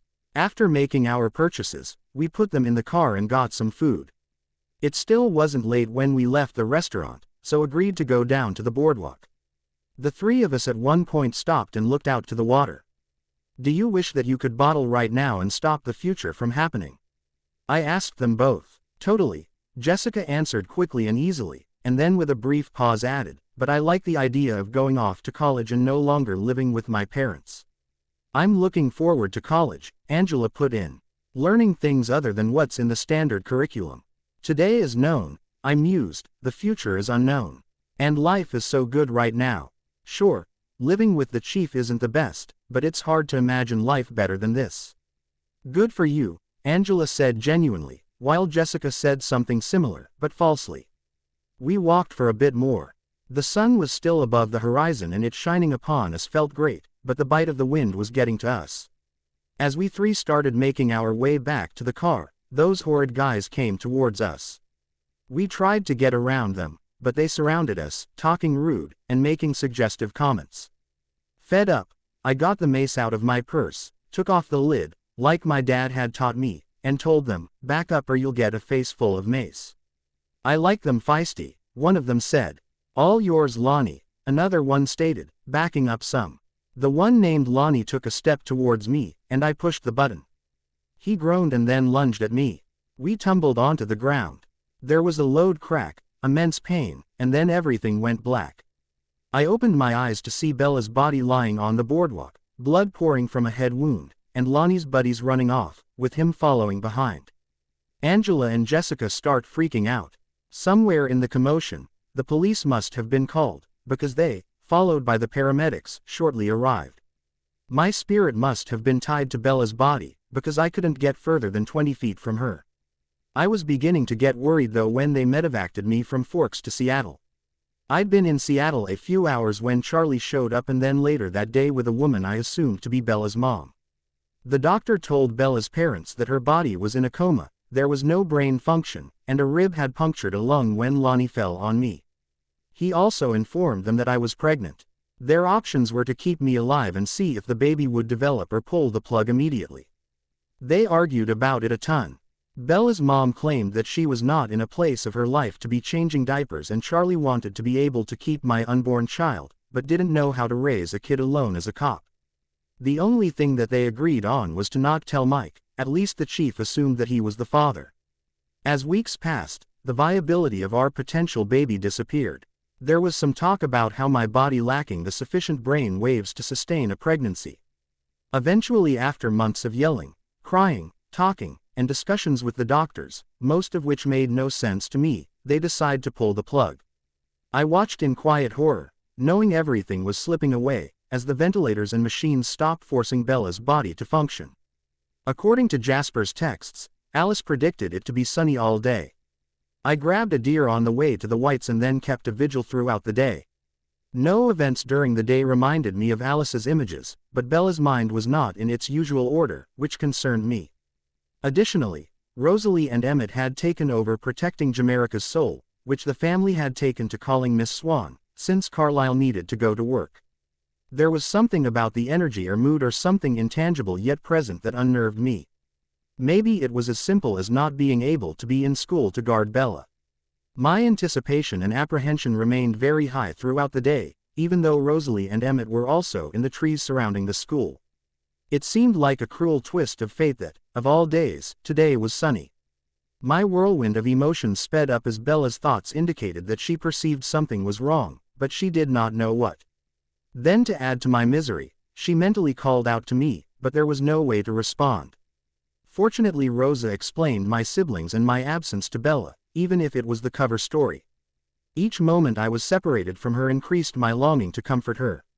And then I heard Bella mentally confirm for herself that I was a cold one. My body froze in surprise and terror of what that meant. "She's Quileute," Alice's voice reminded me from a great distance, probably the house, as it was barely a whisper in the wind, but the tenor of it was full of fear. I had not even been aware of making a decision to trigger her visions. Nonetheless, Alice was correct. Even though they lived in Forks, Mrs. White and her offspring were officially considered Quileute and thus covered under the treaty. Somehow the reality that I had become friends with a girl who inhabited a Quileute body struck me, as it was surprising. Our friendship had been something slow to develop and I had refused to think too hard about it. Also, since she had more of her father's features, my prejudices from my human years had likely obscured the body's native heritage. Despite Carlyle and Esme as well as Rosalie and Emmett taking turns guarding Miss Swan and me keeping an eye on Bella, Alice had not returned to her usual self. Jasper reported that her emotions were about what they had been when she had calmed, which most likely meant she was still seeing multiple options of the girls' deaths. Adding to the apprehension of the day, it was predicted to be sunny again tomorrow. Oddly, as the slightest hint of the sun started to rise its way to the horizon, long before twilight, my sense of dread increased. Fearful of Bella's ability to live through day 2 of our vigil, before the Whites arose, I went into Bella's room and moved anything and everything that could be an obstacle and then went through the whole house repeating the process. Then, before leaving, I put every electronic device in the bathroom away. I was determined to fight whatever this was as much as possible. Bella managed to survive her morning routine, so I ran in the trees beside her father's cruiser, as he drove her to school as usual. He seemed none the wiser to whatever was causing Bella and myself to be on edge. One of the brief options in Alice's mind had been a deer jumping out in front of her father, and I knew my presence would send them away, but even as I did it, there was a near-tangible vibration in the air, as if fate was laughing at my attempts. Bella's thoughts told me that she had noticed the alterations I had made, which only confirmed how observant she was. Despite her thoughts indicating an increase in anxiousness, they were as kind as always. Rosa was a good, kind-hearted person also, and I was glad they had become friends. When the school day was close to ending, I took the risk, ran home as fast as possible, and then sped back. Even still, she was already walking home. She did not appreciate my offer of a ride, offended that I had not helped her out when the weather had made the journey difficult, but when it was a pleasant walk. Her offense warmed me, as it suggested that she had been hoping for something more than our letter exchanges. I had to wonder, though, how no thoughts in this regard had come into my radar. It took some pleading on my end, but fortunately she entered my Volvo. There really were no more secrets between us, even if we might pretend otherwise. As a beautiful gift, she showed me the ritual from Saturday night. There were not sufficient indicators in her memory to say the exact time, and thus match it with Alice's response, but it was close enough to be confident that they were connected. Of course, given our proximity and the closed space, she could not help but be affected by the vampire lures, including my scent. I felt terrible in my lack of planning ahead, but did adjust the car vents so that she was receiving fresh air, and thus not as impacted by it. She seemed less observant than usual, as it took her over 2 minutes to register that I had already brought her home. Surprisingly, she seemed to easily accept my intention to protect her and invited me in.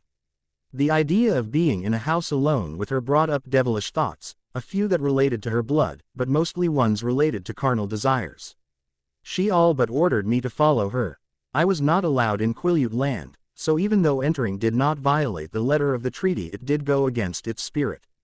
Thus, this being a Quileute home coupled with my ungentlemanly thoughts caused me to be extremely reluctant to enter. Yet, I would be in a better position to protect her in the home, so with uncertainty agreed to her request. She sat down and started her homework exactly as she had said that she would. I was confused as to how she could be so calm. My mind was in a whirl. Throughout the last 2 days I had slowed down the images that had been in Alice's mind, and tried to find moments when any of them could have occurred. My doing so seemed to bother Bella, as she requested that I join her in the pretense of homework.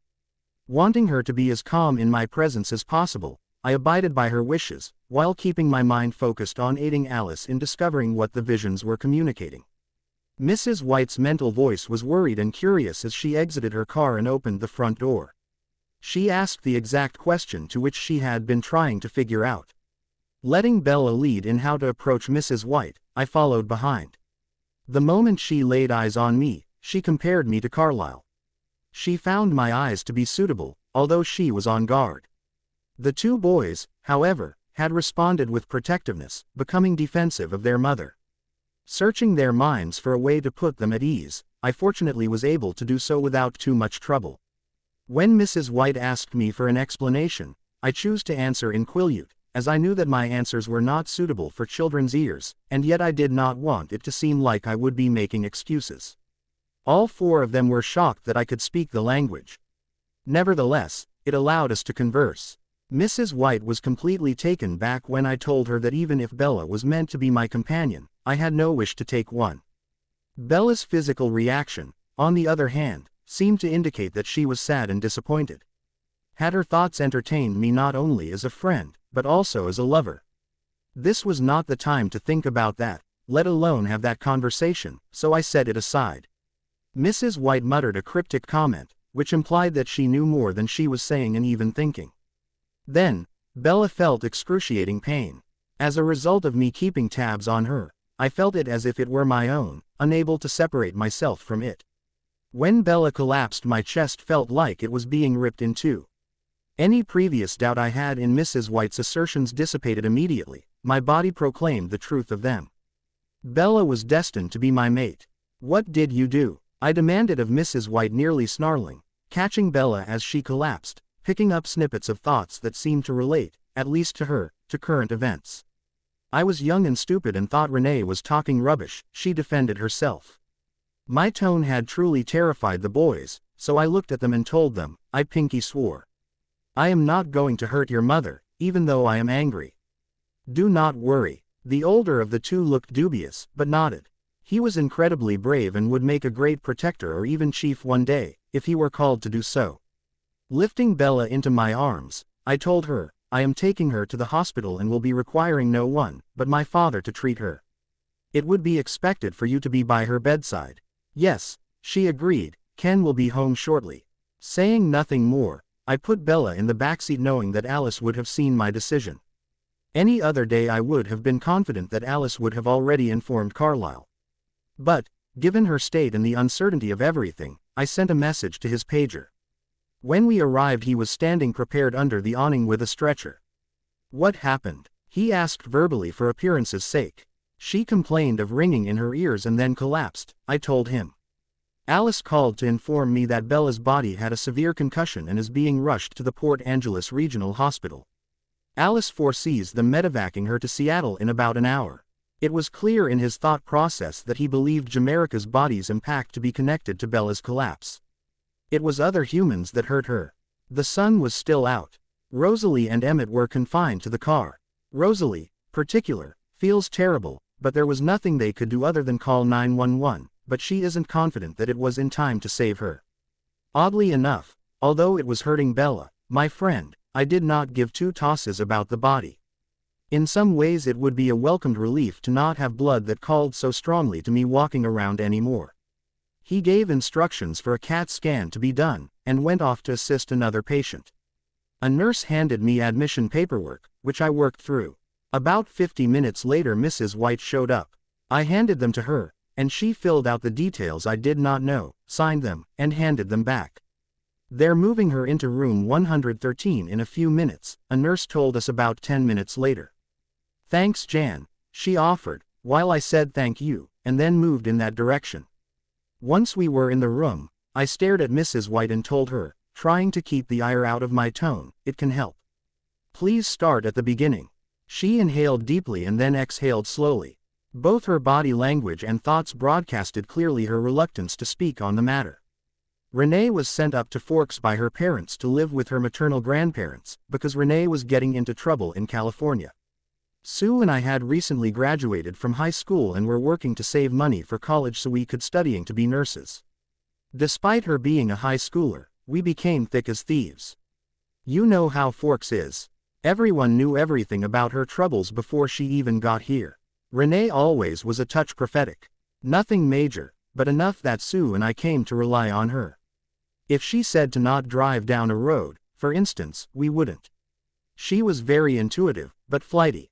She would say things and then forget that she said them, like she wasn't with us half the time. She also was very charismatic, drawing people to her. Despite her flaws, everyone liked her. Then one day out of the blue she says that she had to unite the Yuli and Black bloodlines. Together they would make a child that would be immortal and who would save Stregon Benefico and all his descendants from destruction. Honestly, I thought that she was talking nonsense. Anyway, about a month later she's all into Charlie, but Charlie was old-fashioned, not to mention that his parents were weary of her, as they wanted Charlie to stay in Forks, and anyone could see that Renee was a hummingbird. The fact that Renee and thus Mrs. White knew the label Stregon Benefico unnerved me. There was no logical way for them to know that name for Carlisle, especially before the internet, which by my estimate she was describing events from the mid-1980s. So, Renee came to us and told us that she wants to have Charlie's baby, which at the time I thought was her just saying how much she liked the guy.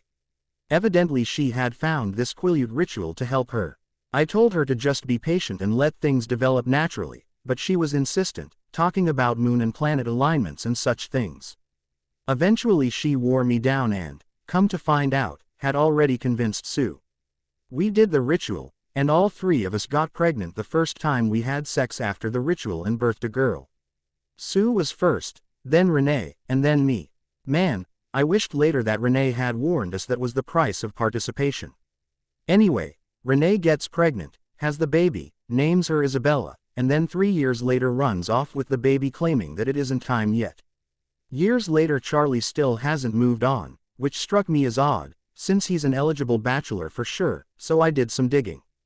Come to find out Renee chose Charlie because she had Yuli blood and he was a townie with black blood.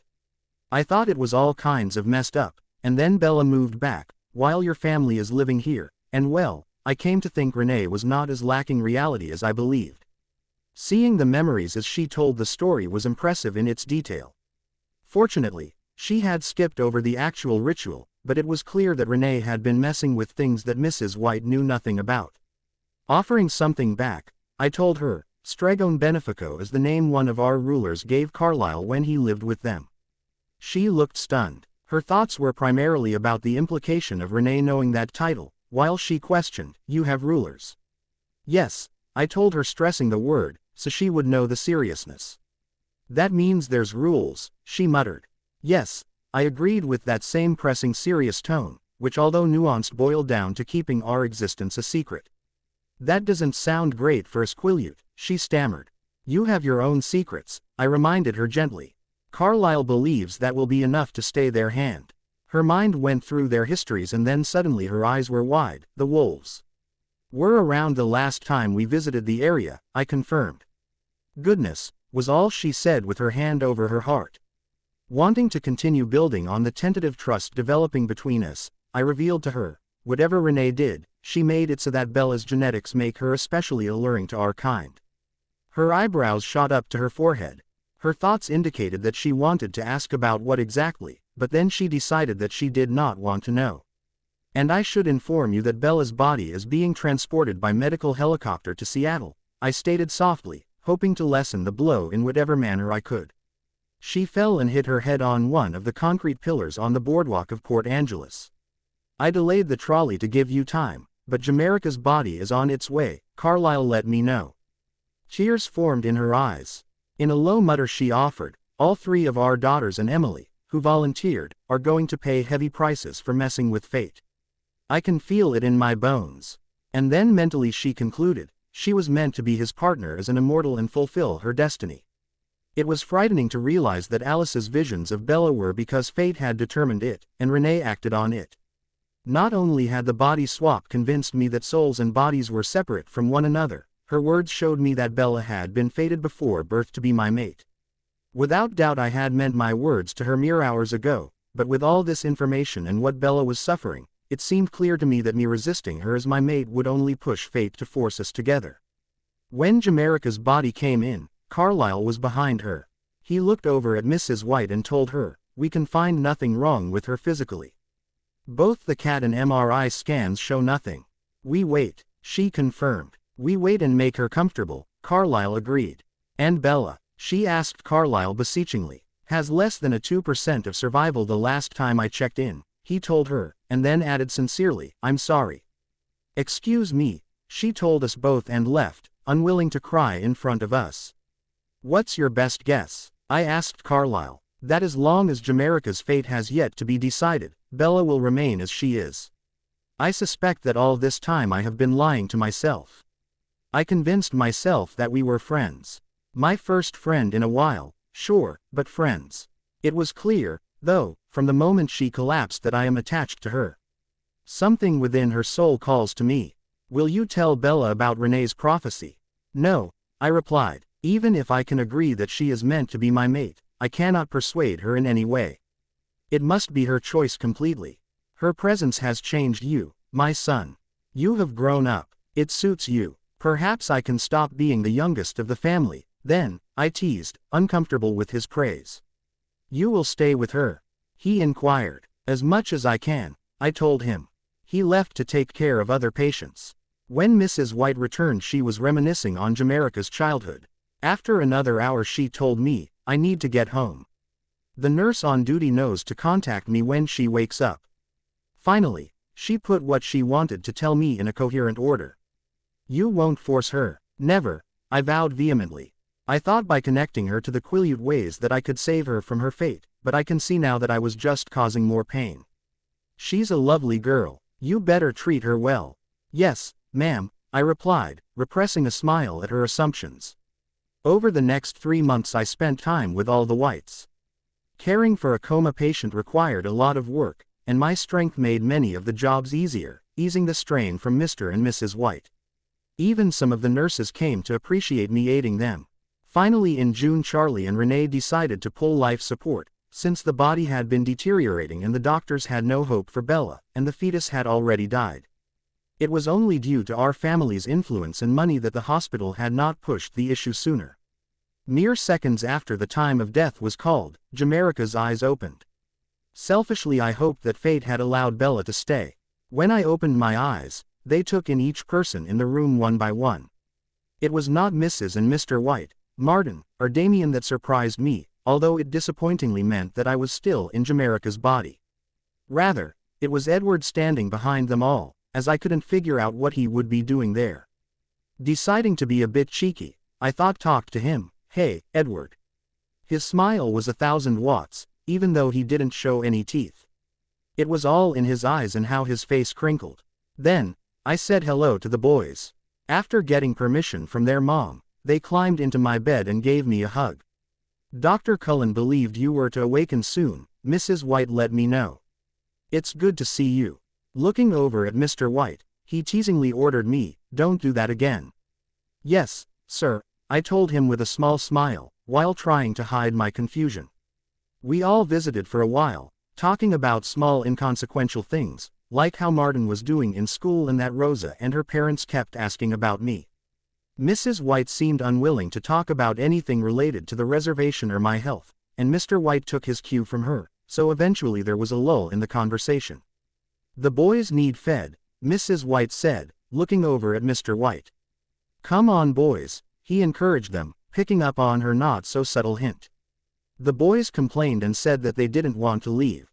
It was super cute. Mr. White had opened the door, trying to usher them out, and before stepping through with a long look at me told me, "Don't ever scare me like that again." "Do my best," I told him with a smile, hoping to assure him.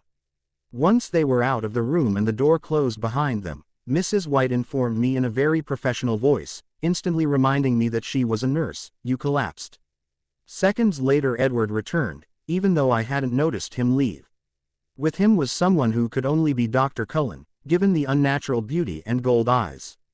My gaze went to him and I asked, "So, what's the verdict, Doc?"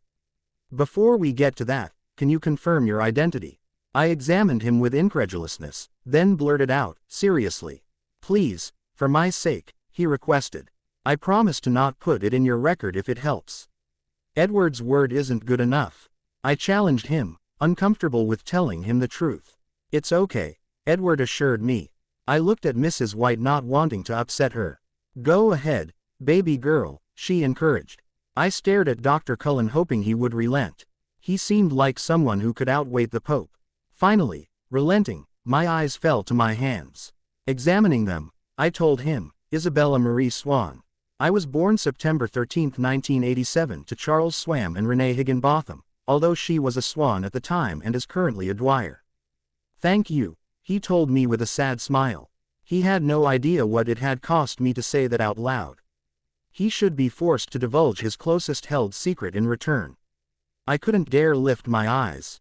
He continued on, as if unaware of how upset I was. "It seemed that your body was severely hurt at the same time you collapsed. Thus, we concluded that what happened unfortunately rendering you unconscious. She died just minutes before you awoke," he told me sadly and with trepidation, as if afraid of my response. My body was gone, and certainly it was a shock to the system, but I was still here. Certainly it wasn't my first choice, but it seemed better than dead. Somehow beyond reason, my essence, my soul, had remained. Maybe that was what mattered. The soul, irrelevant of species, vampire, shapeshifter, or human. My eyes shifted slightly to Edward to see if my naming his kind upset him. He was frowning. "Upset that I called you out?" I checked. His eyes went left and then right. "Taking that as a no, you believe in the mythology that vampires lack souls?" I guessed. His affirmative was expected, as it explained so much about him. "Don't be silly," I admonished him. "If you had no soul, how could we have become friends? How could you love your family?" Refusing to speak to Dr. Cullen, unless necessary, I looked over at Mrs. White and asked her, "How long has it been?"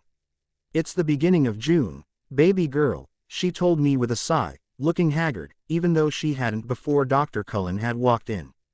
That was startling, as it seemed like only seconds ago that I had passed out. Realizing only Dr. Cullen could release me, I eyed him critically and demanded, "Give it to me straight. How much longer in here? And what does my rehab look like?" Edward's eyes lit up in mirth at my tone, presumably. Mrs. White smiled and shook her head, while Dr. Cullen didn't seem to know what to do with my straightforwardness. "All my life I have been extremely clumsy to the point of being nearly disabled. I've been in hospitals more than I care to name.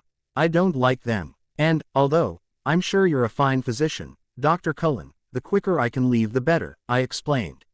Mrs. White frowned, and so I looked at her and apologized, expounding on how I didn't mean to upset her.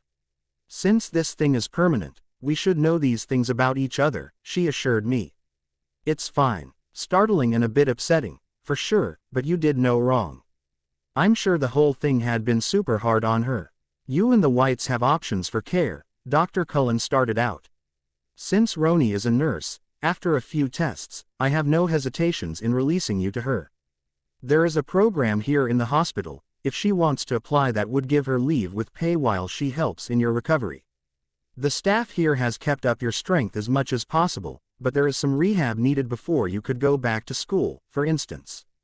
"How long?" I pressed him, ignoring how he spoke to me as Bella and not Jamerica. "Up to 3 months depending on your willingness to do your part," he stated with some reluctance. "And if Mrs. White doesn't want to be my nurse?" I questioned. "Alice and Edward have offered to be your transport to and from your appointments," he told me. "Ken and I will talk it over with Jamerica," Mrs. White told Dr. Cullen with steel in her voice. "Of course," he told her. "I'm going to put in the orders for discharge and will wait for your decision of aftercare, so we can at least get the ball rolling." She nodded in agreement and he walked out. "Give us privacy, please," Mrs. White asked of Edward. "True privacy. This is not for your ears." "Yes, ma'am," he replied with a smile and a bow. She shook her head with an indulgent grin. When he was gone she told me, "He cares for you as much as their kind can." Uncertain of her meaning, I stayed quiet. "My daughter is dead," her soul sent into the cycle of rebirth because she dared mess with fate, she stated. And I accept you as my daughter instead. But you have a choice to make. You can deepen the friendship with Edward into becoming his kind, or you can become a Quileute. It was more than obvious that the choices were mutually exclusive. How much time do I have to choose? I wondered. I will consult the elders, but my guess would be 21, she explained. And high school? I questioned. I got the principal to agree for you to take your final exams, and if you pass them, then you'll pass the classes. You would then continue on and be a junior next school year, she explained. Yes, please, I'd prefer to take the exams, I agreed with a bit of pleading, as repeating being a sophomore sounded hellish. There will be a funeral soon. Charlie and Renee will be there, she warned me. I should mourn my body, I decided, after some long moments in thought. It was weird, but seemed like the right thing to do. Looking at her, she appeared even more haggard. Are you okay? No, she answered, holding my gaze. But I will be, and I will stay living with you. I checked. Yes, she stated strongly. I'd like to visit with Rosa and Leah when possible, I told her. At home, she instructed, after Dr. Cullen has discharged you. Is Edward welcomed? I asked, my voice quiet, hesitant to hope. Let us see, she replied reluctantly.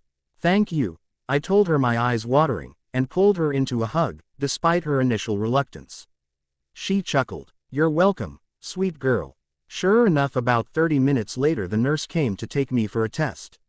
It was late in the evening, nearly midnight, when Mr. White carried me up the stairs and into Jamaica's bed. I still was unsure whether to rejoice or be sad. More than anything, though, I was glad to still be alive. The next day Mrs. White went to the school to pick up my study guides for the final exams and the work the teachers expected to be completed. I groaned at the tediness of it, but was determined to get through it. When I asked her about the rehab options Dr. Cullen had explained, she told me with a sigh, I looked into the family leave, no doubt courtesy of the Cullen money, and it really would be best for our family, especially with the boys. After a few minutes of silence I found the courage to ask, why does it bother you? Pride, she answered with a frown, but Ken's right. They are likely generous for their own reasons, and it will help a lot. That's something we have in common, I told her. I don't like taking money either. She chuckled. For the next couple of days she took me to appointment after appointment and learned what I needed to do at home. Each day I would return physically exhausted. Nevertheless, I was determined to also finish school. So, one by one she helped me evaluate my schoolwork and we began to set dates to take my exams. We agreed that I would do one subject at a time. English was first. The last day of the school year Rosa showed up, happily celebrating that it was officially summer break. We hung out in my room, and Mrs. White even bought pizza for us, something that she had never done before. Rosa told me all the school gossip, including the inside scoop on the school dance, according to people she knew who went. She offered to help with my schoolwork, especially those classes that she had the same teacher, even if it hadn't been in the same period.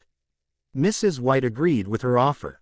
When she left to return home, we hugged, and we set it up for her to visit again on Monday. Saturday Mr. White helped me get into the family car, and we all went to La Push. Of course, we went to the Clearwaters. Emily was still in Leah's body, yet greeted me warmly. After hugs and hellos Mr. White placed me on the living room couch. It wasn't sunny, but dry, so the boys were outside playing, the moms were in the kitchen making food, and the dads were off somewhere fixing something. When Leah, in Emily's body came to visit, it was Emily, in Leah's body, who greeted her first and then dragged her to visit with me. They both appeared happy. Emily went and asked Mrs. Clearwater and Mrs. White if us girls could hang in her bedroom. They agreed with conditions, afterwards retrieved Mr. White to move me. When it was us three girls once more, Leah explained what has happened. It was weird to hear Leah talk in Emily's voice. It caused me to realize that Jamaica and my swap had probably been weird for Leah also. When we were first swapped it was like Sam and I had found our spark again. Not long after I got pregnant, maybe even a few days, Leah started. "You're pregnant?" I exclaimed, while trying to keep my voice from being overheard. "Yes," she affirmed with a smile. "I was hyped up about it and you were in hospital, so I called and told Emily. She asked to come over. While she was at the house, Sam showed up, and he seemed conflicted, like he was being torn in two, but worse than the first time. Unwilling to have him tormented, as we both love him, we told him what we had done. Emily wants to go off and get a degree in nursing, and I want to get married to Sam. So, we three agreed with this, but when Emily returns and is able to support Sue at the tribal clinic, she will move in with Sam and I, and we will live as a triad. Otherwise, Sam is too torn between his obligations to his child along with myself, who he is physically attracted to, and Emily, who he also has a pull towards. Keeping my features neutral to not offend them, I checked, and you're both happy with this agreement? They both smiled widely. Yes. The tribe might not be, I pointed out. Some, Emily agreed, but the older elders were supportive, as this is not too uncommon in our history, especially with the protectors, and technically Sam is the chief. We're happy. That should be all that matters.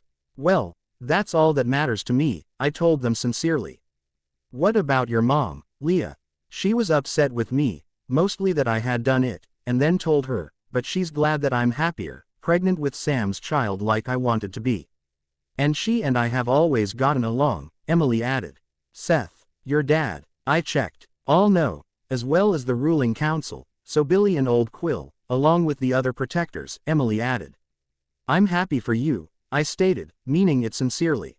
We chatted about all kinds of things, including what it had been like thus far for Leah to be pregnant until Sam came to pick up Leah.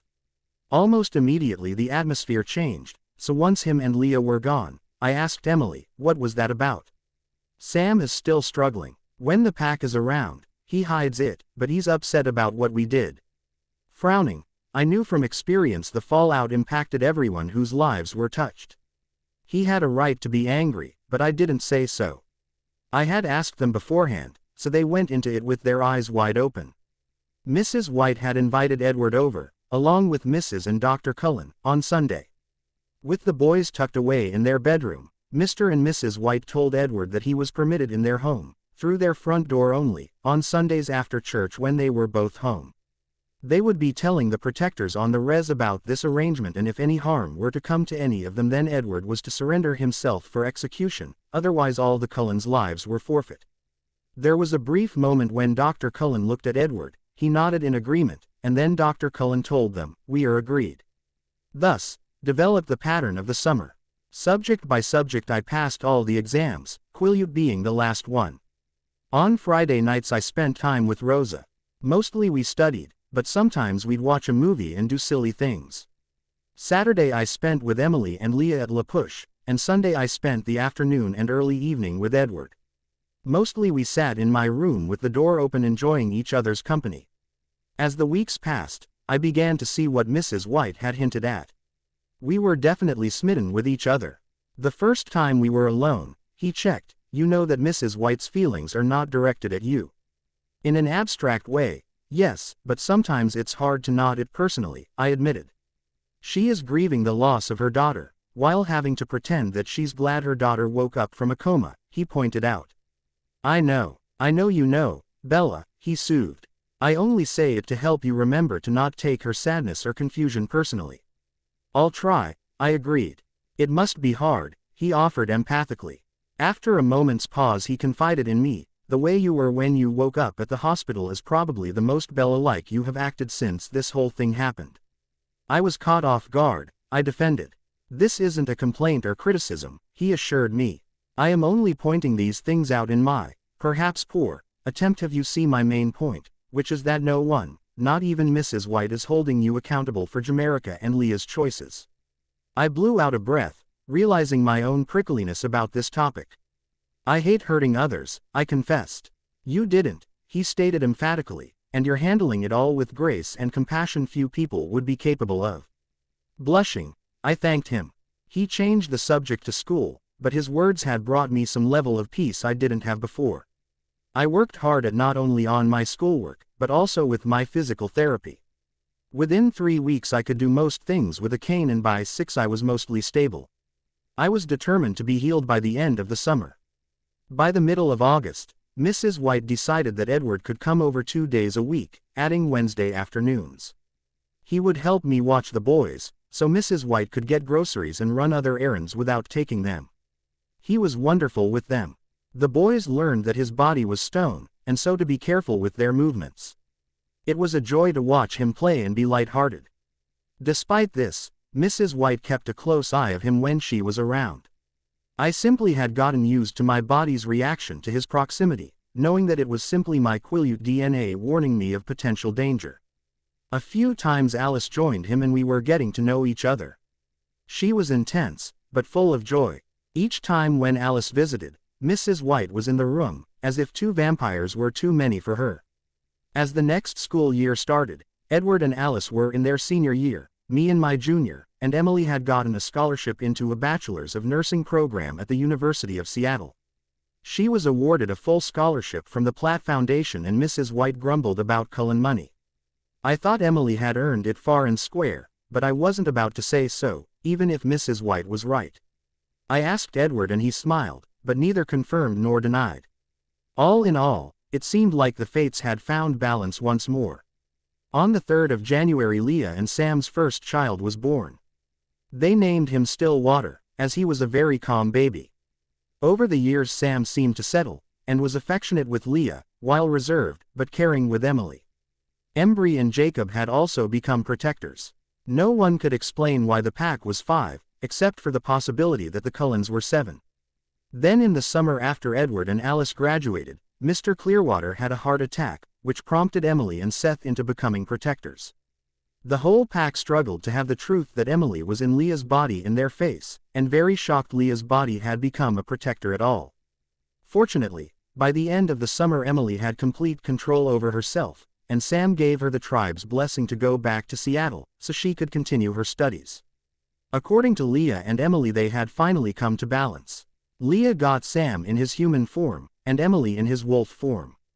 As long as it was working, was all I could say. Edward supposedly went off to college, but was really waiting for me. He often arrived through the back of the property, as to not alert the neighbors, and was over most afternoons. He helped me with my homework and we enjoyed getting to know each other. One rare day, when Mrs. White was late with the boys, I looked at Edward and realized that he had become more than a friend. He was meant to be attractive, for sure, but it was more than that. It was like my soul was pulled towards him, and the desire to kiss him was strong. For me too, he told me bashfully. For how long? I questioned. Since the hospital, he admitted. My mouth dropped open in shock, and my mind was swimming with possible reasons he would keep this from me.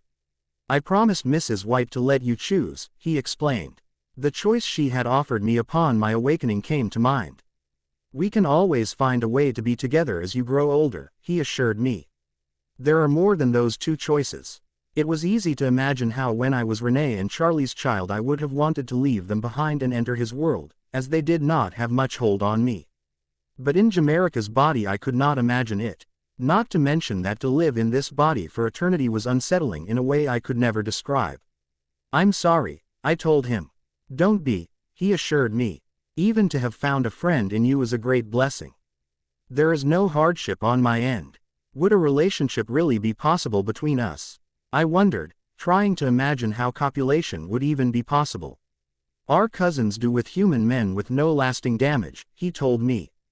Putting that aside, I considered the pros and cons, and weighed in all the people in my life. Eventually he would be hidden from the world, much as he was presently. Is that really the life you want? I had to ask. A small price to pay, he assured me. I need to think more about it, I told him. Take as much time as you need, he stated with conviction. And kissing me, I teased. Perhaps should wait until you are decided, he suggested. In my time, kissing was usually reserved between committed couples. And given your choices, that seems wise in our case. I pouted, but knew he was right. No complaining if I masturbate, then, I warned him. He was entirely embarrassed, which was hilarious in my opinion, and he ignored what I had thought entirely. I completed my senior year with little problem, getting into the University of Seattle to be with Emily, on a Platt scholarship, and chose to major in Native American Studies. Edward enrolled also, although lived on the outskirts of the city, while Emily and I lived near campus. Rosa had chosen a university in California, and I was proud of her choices. Leah had gotten pregnant again, and we teased her that she was going to have a litter. She glowed at the possibility. Evidently, Emily couldn't get pregnant as a wolf, so got natural birth control. It had been excruciatingly difficult to wait to even kiss a boy until after college ended, but it was a life-altering decision, and making sure Edward was what I wanted was important. On top of that, it seemed like a betrayal of our relationship, as chaste as it was to kiss anyone else. However, unless at death's door, I couldn't see myself hurting the people in my life in order to become a vampire. About a month before I had to decide, I requested of him, "I am proof that souls live on even when the body they inhabited dies. Promise me that when this body ends its time here on earth that you will search for me and find me whatever new body I inhabit." "I don't want to live without you," he replied. "Don't be dramatic," I reprimanded him. "You have your family who needs you. They would be devastated without you, and I will return. Imagine it a hide-and-seek game. Your job is to find me." He smiled sadly, but reluctantly agreed to my terms. Thus, after I graduated college, I agreed to be formally accepted as a Quileute and a few weeks later married Edward. To control my menstrual cycle around him, I had been on the shot for years. The next time I went to get the shot, I asked Dr. Cullen to give me a hysterectomy and hormone replacements. It was not like we were having kids, and the lack of blood in our home was important to me. I opened a Quileute education center in between La Push and Forks with Cullen money. I lived in a little house nearby in the forest with Edward, who worked from home doing something or other. He would visit his family from time to time, but I usually stayed behind, as my body's terror response was heightened with them all in proximity, and they never visited us, to ensure the Quileute genes were not triggered more than necessary. It was difficult at times, to say the least, but as I grew older the image of us being a disabled couple helped me. We both had limitations that we accepted in the other. It might have not been a Wuthering Heights or Romeo and Juliet version of love, but I saw it as even sweeter than those stories I had liked as a teenager. Our love was found in every moment where we accepted the other for who they were and made accommodations. Leah ended up having 11 kids by Sam. Emily lived with them, helped raise their children, while having none of her own, choosing to stay a protector. They all were blissfully happy. Charlie eventually married Sue Clearwater and they had a baby girl who they named Elena. It was odd knowing I was her half-sister, but always kept it a secret. Leah died in her 70s. Emily and Sam had decided to continue shifting on occasion, so although they had aged, they looked about 30. Once Leah had passed, they stopped shifting, handing over the responsibility to the next generation, as all those first wolves I had known had already stopped. Shortly after Emily became pregnant, she assured me that she would have no more than 2. Renee and Phil never had kids, enjoying their life with each other. When Renee died in a car accident in her 50s, Phil seemed to die of a broken heart only a few years later. Sue and Charlie's daughter married one of Jacob's children and they had 3 of their own. Both Sue and Charlie lived until their 80s and seemed to have been a better match for each other than their first marriages. Mrs. White eventually became Roni to me, although I sometimes called her Ma. She rose in the ranks of the hospital and eventually retired. Over the years we become close friends, and she finally confessed to me the role she had played in Renee twisting fate to meet her beliefs. Mr. White and I remained family, but he never did figure out the truth of things, and I didn't have the heart to tell him. Him and Charlie retired about the same time. Martin stayed in the area, eventually becoming the elementary school principal and had enough kids to make up for my lack of them. Damien left the area and settled down in Portland, Oregon, but would visit, and had 2 little ones with his husband. When the technology began to develop where people could take photos and upload them instantly to the world, the Quileute Nation began to refuse those advancements, claiming that they would hurt their traditions, but really it was to keep the secret of the protectors. Additionally, any protector was found a home that kept them from being viewed easily by other Quileutes. With my persuasion, the Cullens and Quileutes had come to an agreement, and between the two purchased all the forest around Forks, La Push, and Port Angeles, so developers couldn't spread out. Each time a house was sold in town, the trust would buy it and a Quileute would move in.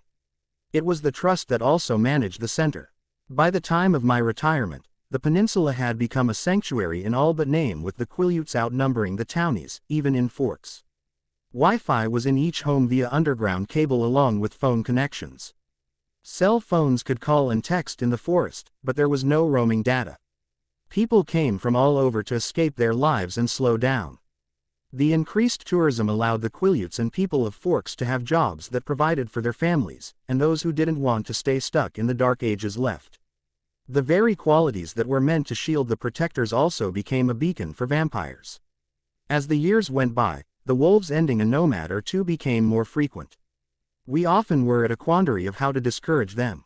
On a few of those occasions when the vampire had claimed to mean no harm, Edward stood by the Quileutes and explained that the land was Cullen territory protected by shapeshifters. Often his mind reading would determine if they lived or died. Those were always difficult days for him, but then it was the agreement he had made with the protectors in case a Cullen friend ever ventured into the territory following his scent trail. It was sad for me when I retired from the center, but it was time. Edward and I spent a few years traveling, and then settled back into our home upon our return. I was 93 when I could feel my days ending. We had decided long ago to allow this shell to expire and find each other again in my new body. Edward and I still made love regularly. Our choices didn't make our life easy, but none of the choices would have. For better or worse, Jamaica's choice of swapping our bodies had made what I had chosen the best option. For my last breath I told Edward, "Come seek me. I will be waiting. Till the end of time," he vowed, as I slipped away. The end.